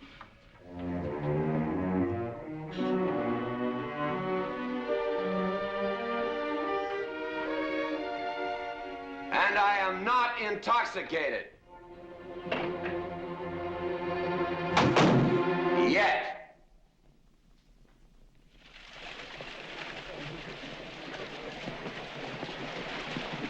Hello, Governor! Hello, Governor!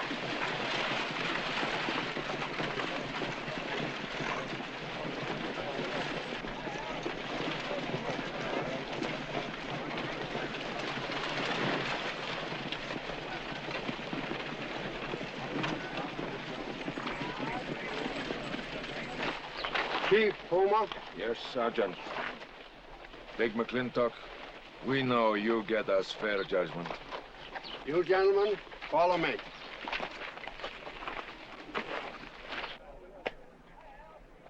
Well, Jake? G.W.?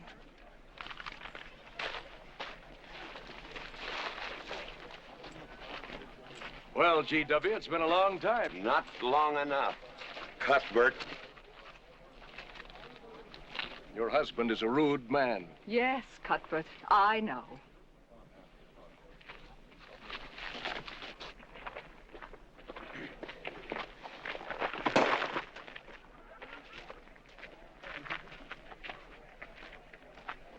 Where you want the Indians, Mr. McLintock? Mr. McLintock is not running this hearing.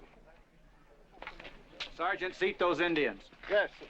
Gentlemen, be seated. You know, the whole tribe here want to come into town. Proceed, Lieutenant. This hearing is now in session. Governor Cuthbert Humphreys presiding. Good luck, Daddy.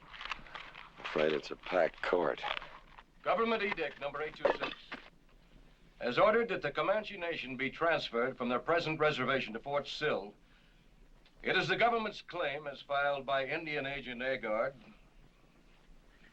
that these chiefs, after being released from prison by a kindly government, did then rouse and incite defiance among the tribe against said order. It seems, gentlemen, that although some of these chiefs speak English, Chief Puma is quite at home in our language, they have chosen Mr. McLintock to be their spokesman. I speak for the Comanche. Or rather, I offer this translation. Proceed, Mr. McLintock.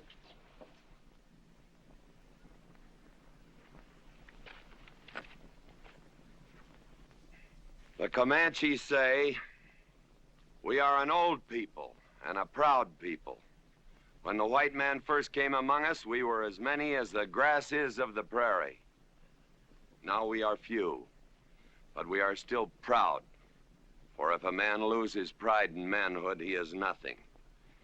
You tell us now that if we will let you send us away to this place called Fort Sill, you will feed us and care for us.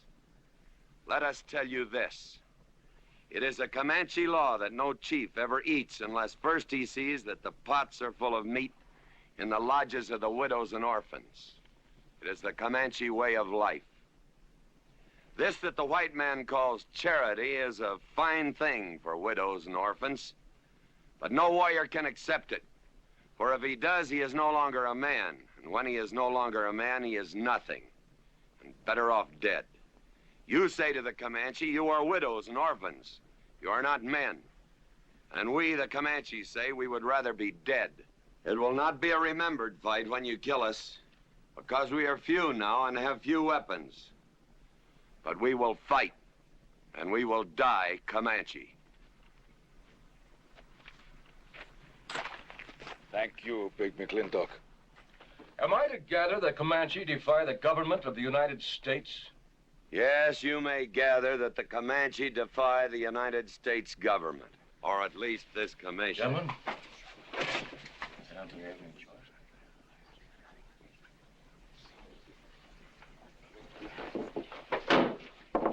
It is the order of this court that these chiefs be incarcerated until such time as the detachment of United States cavalry be made available to escort them and the Comanche Nation to Fort Sill.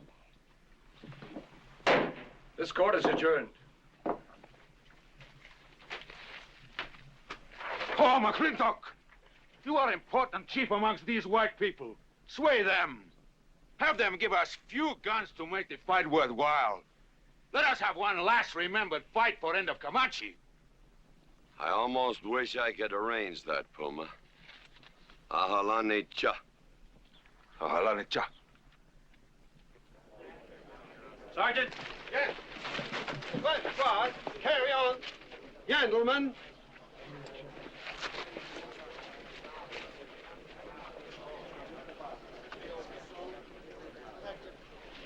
It's sad, these changing times. It isn't the times that are changing, Mama.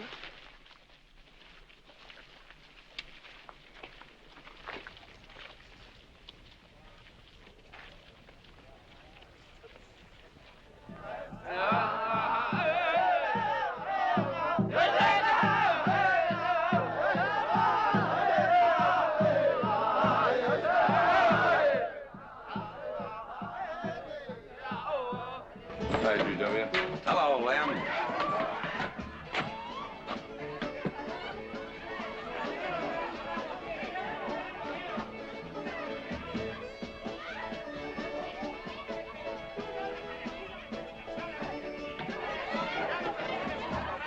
Bunny? Oh, howdy, McLintock. Hey, figured you'd be belly down drunk by now. I've been doing some drinking, Bunny. Is that boxcar still on the siding? Well, sure, but... But what? Well, I don't like it. You don't, eh? You figure if them Indians get out there and lead the cavalry on a wild goose chase, that great white father's going to get nosy. Get nosy, and he'll investigate. And when they find out how that side-saddle governor's been messing things up, they'll give those Indians a fair trial. That's live ammunition in that boxcar. You know what'll happen if them Indians get some guns in their hands? Somebody's going to get hurt. Is Puma's word good enough for you? Well, I don't... McLintock, you got yourself a partner. Leave me out of this. Hey, McLintock. Good night, Bunny. Good night, Governor.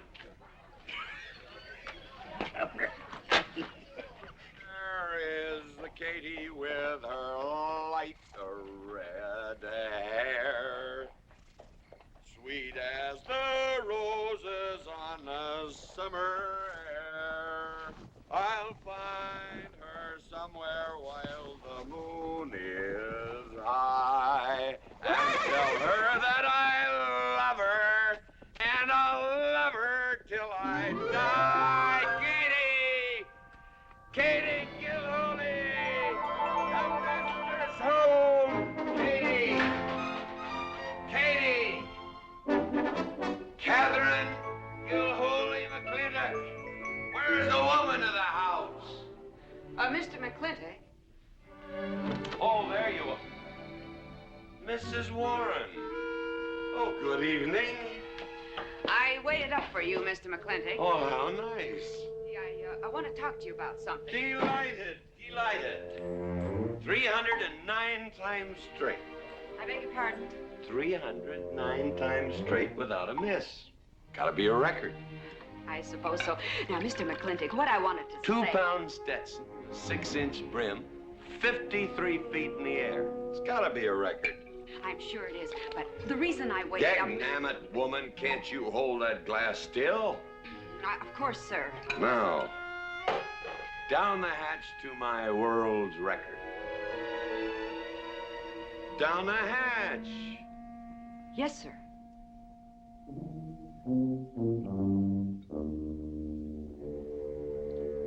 And now, to the governor of our territory. The governor of the territory, sir? Now, don't you stick up for him, Mrs. Warren. You're a fine woman, Mrs. Warren. But you'll certainly go down in my estimation if you stick up for Cuthbert H. Humphrey, governor of this territory. I don't mean to Down change... the hatch. Oh, yes, sir. Down the hatch. Cuthbert H. Humphrey, governor of our territory, is a cull. You know what a cull is, man? A cull is a specimen that is so worthless that you have to cut him out of the herd. Now, if all the people in the world were put in one herd, Cuthbert is the one I would throw my rope at. At whom I would throw my rope at. Natural-born cull. Another touch, ma'am? Oh, no, sir, no. Well, I don't mind if I do.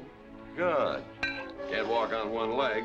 Oh, I didn't mean to be vulgar, ma'am. Can't walk one limb. It's all right. Sounds silly. Only a bird can walk on a limb. You know my wife? Her name's Kate. She insists on being called Catherine. Do you know her?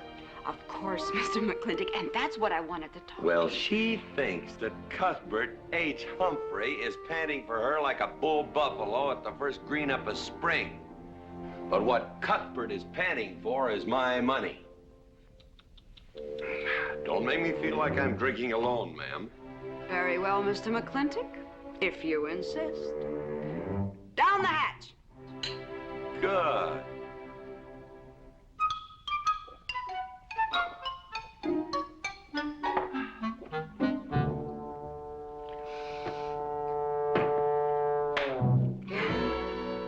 Mr. McLintock,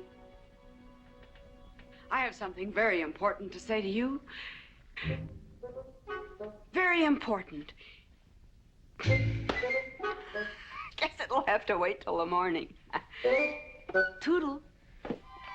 Oh, it's all right. It's all right. Betty, bye-bye.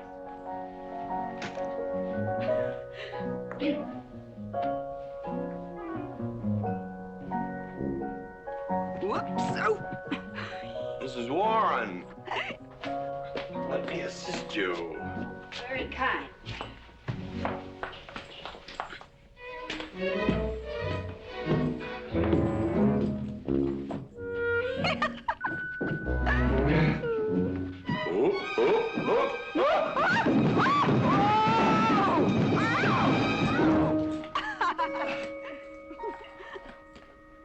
Whoops. What's going on here? Now, Catherine, are you going to believe what you see or what I tell you? Mrs. McLintock, hope you won't misunderstand. It's the first 100 women sitting on his lap that I misunderstood. Number 101 is quite simple. Now, G.W. McLintock, I have something. He's gone to sleep. Just when I know exactly what I want to say to him, he goes to sleep. I waited up to talk to Mr. McLintock. I wanted to tell him I was quitting. You see, Sheriff Lord has asked me to marry him, and... Oh, congratulations. I don't want to seem prudish, but if you are going to marry Sheriff Lord, it seems to me that you're sitting on the wrong man's lap.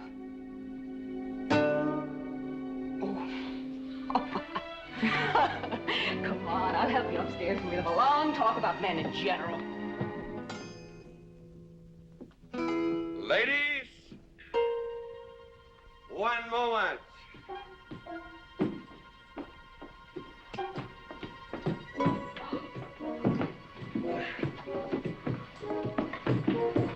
Oh!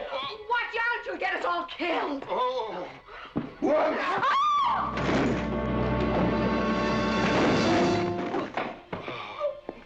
Wait a minute, ladies, till I catch my breath, and I'll get you up those stairs as sure as my name is George Washington McLintock.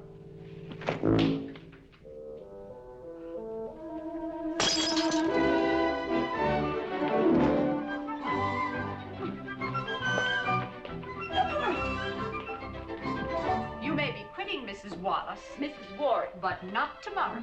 I want my breakfast in bed. I want to... I know, toast, lightly brown. Somebody sure put a knob on my skull. Here's Katie. Speaking. Katie, why? Mrs. Warren was there. Oh. And there you was there. Oh. And there that whiskey bottle was there. Oh. And Katie's temper being what Katie's temper is, well, there you are. Drago, old friend. Huh? My wife does not understand me. Why, she is different than any other man. Come on, I gotta get you upstairs. Get you ready for that big celebration tomorrow. What is it?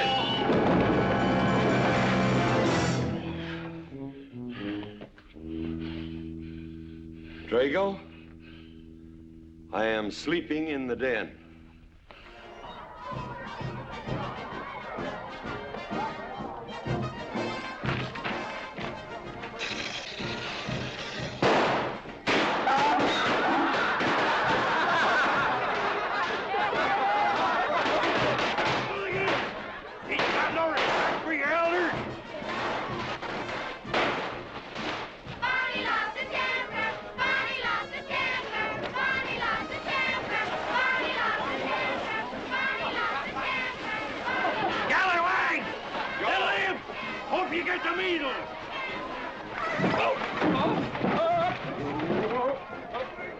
Come on, get him aboard.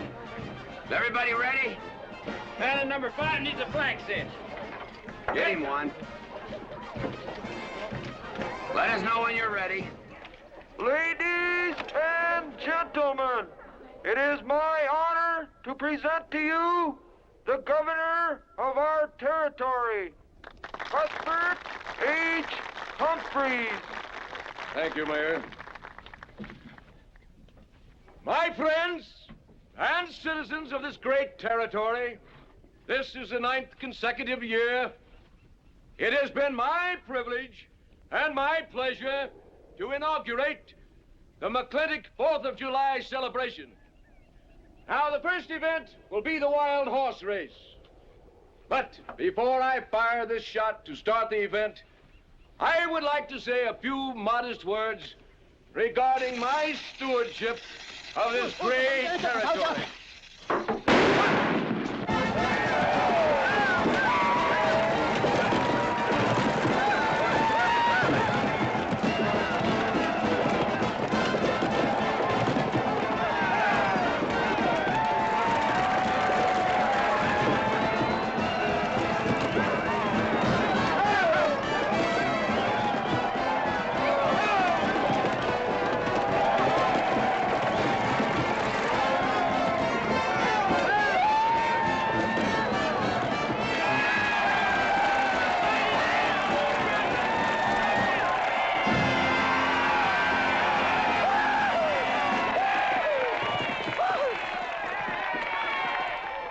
Professor Birnbaum. Gentlemen.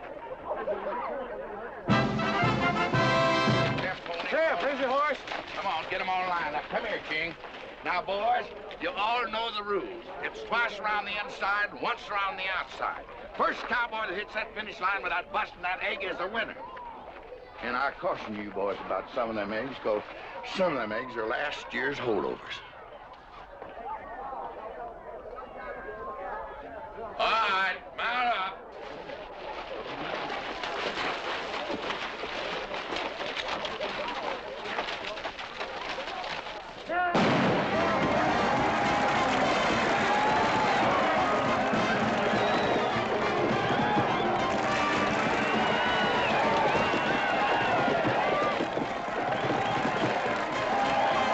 Catherine, my dear, you seem to be enjoying yourself. Oh, yes. This is wonderful. It's the only thing I really do enjoy about this barbaric country, the 4th of July celebration. Well, Catherine, I've been here for 3 days. I haven't heard from you. Is anything wrong? Wrong? Well, I just hope that it hasn't been necessary for you to say anything to GW. What are you talking about? But, Catherine, you see, I'm in a rather delicate position, being governor of the territory and all. I just hope you haven't found it necessary to say anything about... About what? About you and me.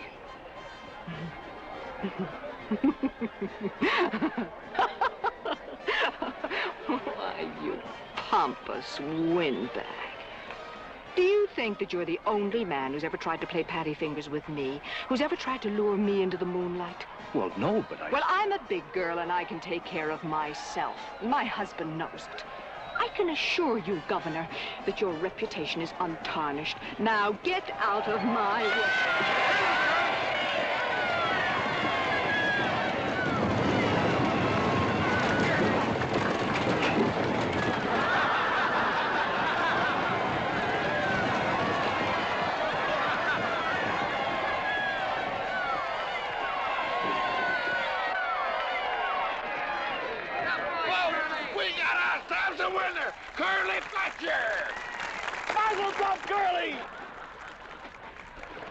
Give me the egg.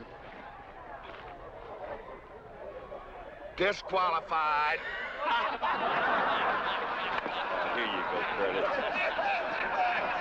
GW, you'll never believe what happened over there. What? You smell a beer. Well, naturally, I'm drinking beer. Ladies and gentlemen, the next event will be a contest between the two bronco-busting champions of our territory. Remember the year I rode in that event? Wore your garters to hold up my sleeves? We had a bet, and I won it. George Washington McLintock, you are a very crude man. Well, I guess so, but that was a rough horse, like to jarred my insides loose. But it was worth it. 3 beers.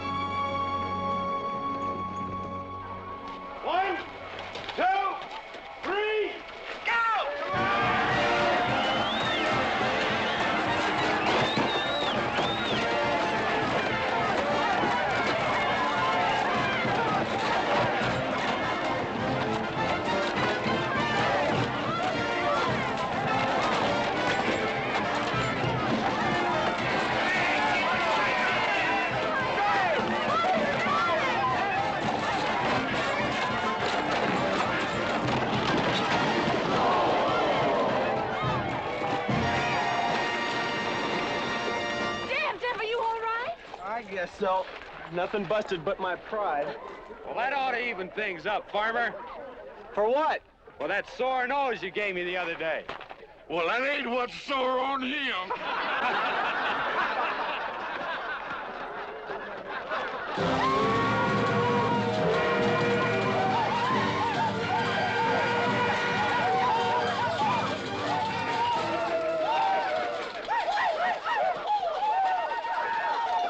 The closing event is the cow pony race.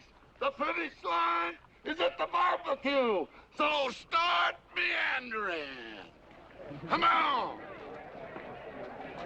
Now what is that, false courage? Why, you know a Douglas doesn't ever use a thing like that. I want you to get on that horse, get out in front, and stay out in front. I'll be out in front, Dad. All the way. Good boy. Now remember, stay out in front. That Agamemnon's a good horse.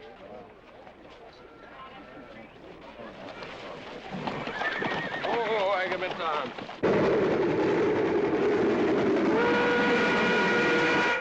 11:40 and she's on time. Oh, boy.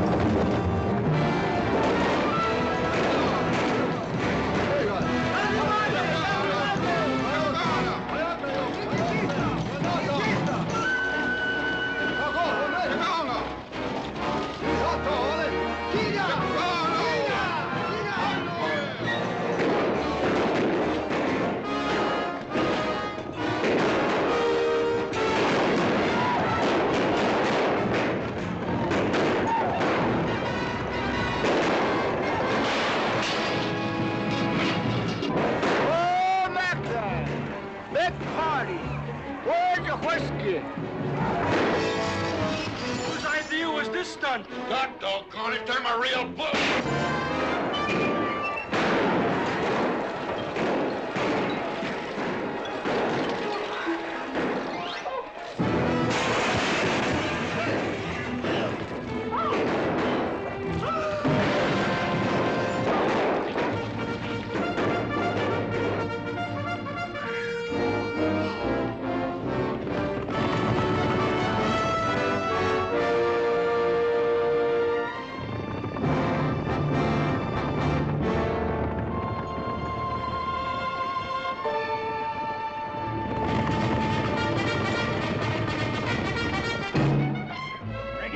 Excitement you'd want for one 4th of July, eh? Puma finally got his way, but I reckon he's riding out his last war party.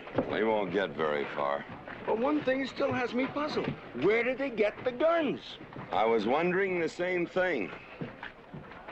My kidney's been bothering me. Funny? GW.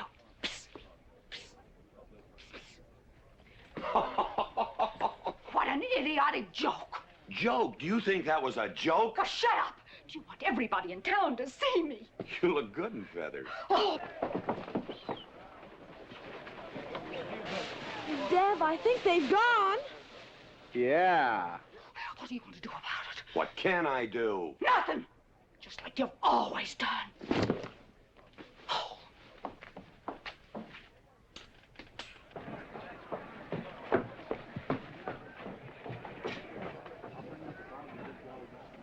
How long, GW? How long what? Catherine. She's been riding herd on you for 2 years now. I'm a peaceable man. But my father used to say, you raise your voice, it doesn't do any good. It's time to raise your hand. Well, I've been planning to do something about it. I'll have another talk with her. Talk to her? Talk to her? Talking won't do any good. Becky, have you seen your... What's been happening around here? You've got hay all over you. Been some mighty sneaky goings-on here during that raid, Mr. McLintock. Who was it said only a trollop could kiss a man before they were formally engaged? Oh, but we are engaged, sir. You are? That is, with your permission. Well, you've got it. Oh, Mrs. Warren? I think it's wonderful. I guess this is the only engagement that ever started off of a spanking. Mm-hmm. I reckon Birnbaum is right.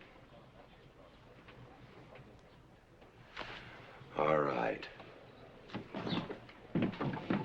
Lord bless us, this is gonna be a great day. Doggone it, folks.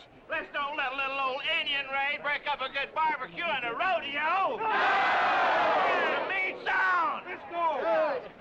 You contestants get ready for the cow pony race.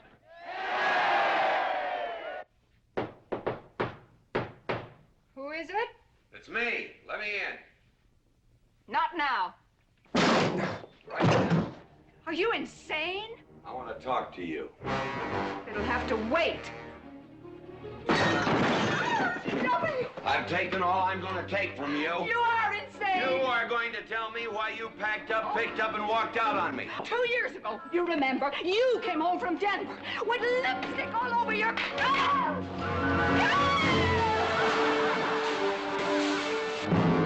Lipstick on my collar. I've got the shirt to prove it. Who cares? Why, you big...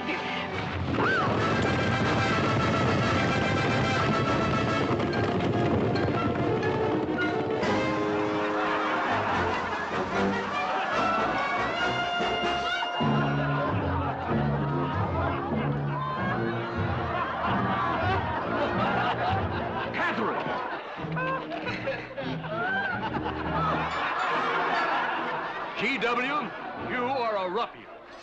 Cuthbert, you are right.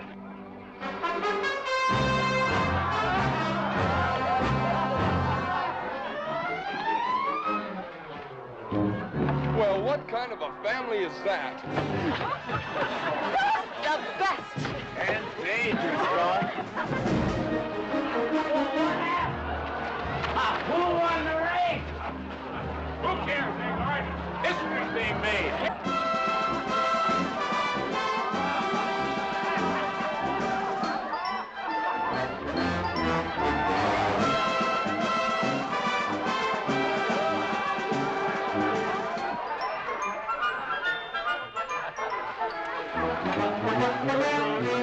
Yes, Rufus? I regret to inform you I've changed my mind about matrimony.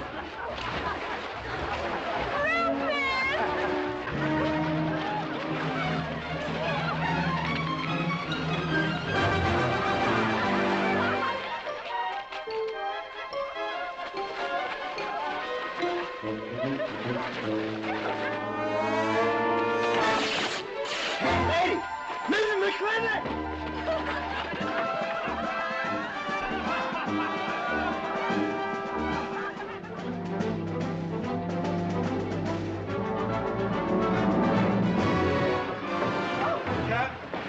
Catherine! Get him out of here. Hands up. All right, everybody out.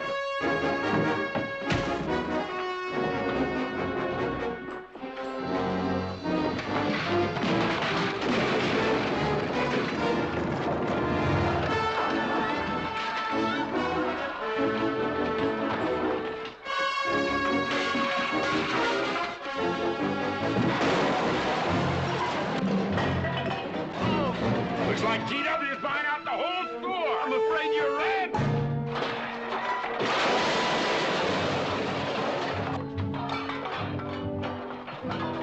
Clowny family! Clowny family!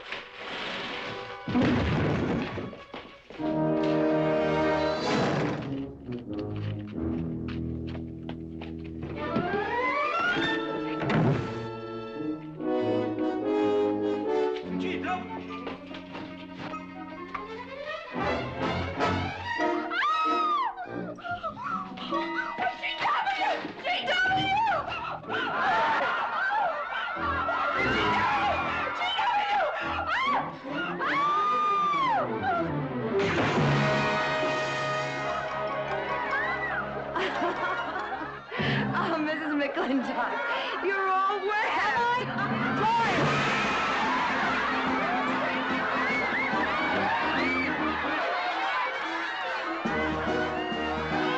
Wrong woman, G.W.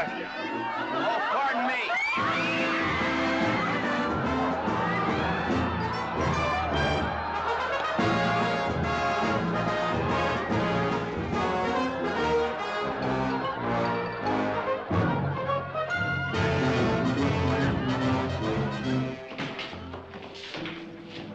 Mrs. McLintock, you setting a new style?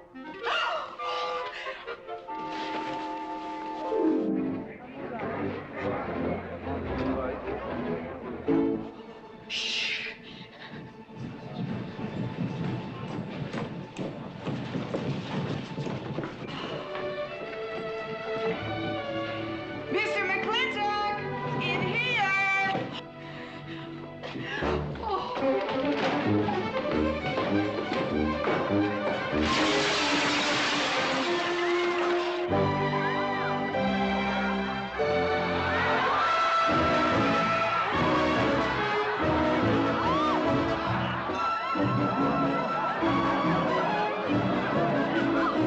If I ever get through this humiliation, you'll rue the day you ever met me. Oh, belly aching, fight all you want. It won't do you any good. You've been digging those burrs into me for 2 years. Now you're gonna get your comeuppance.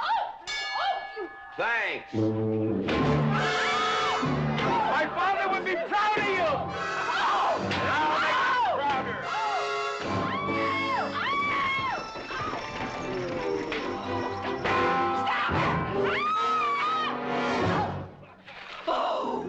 Keep it.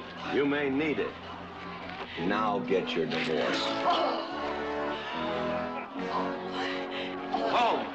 Don't spare the horses. Home, You heard me. Don't think you're going to get rid of me that easy. Yeah.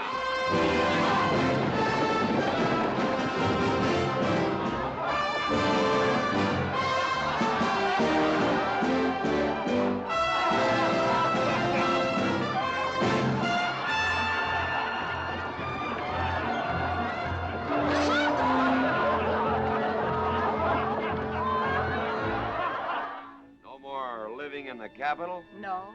No more Newport in season? Nope. No more dancing at the governor's ball? No, GW. Happy days! 310 times without a miss. That's a record.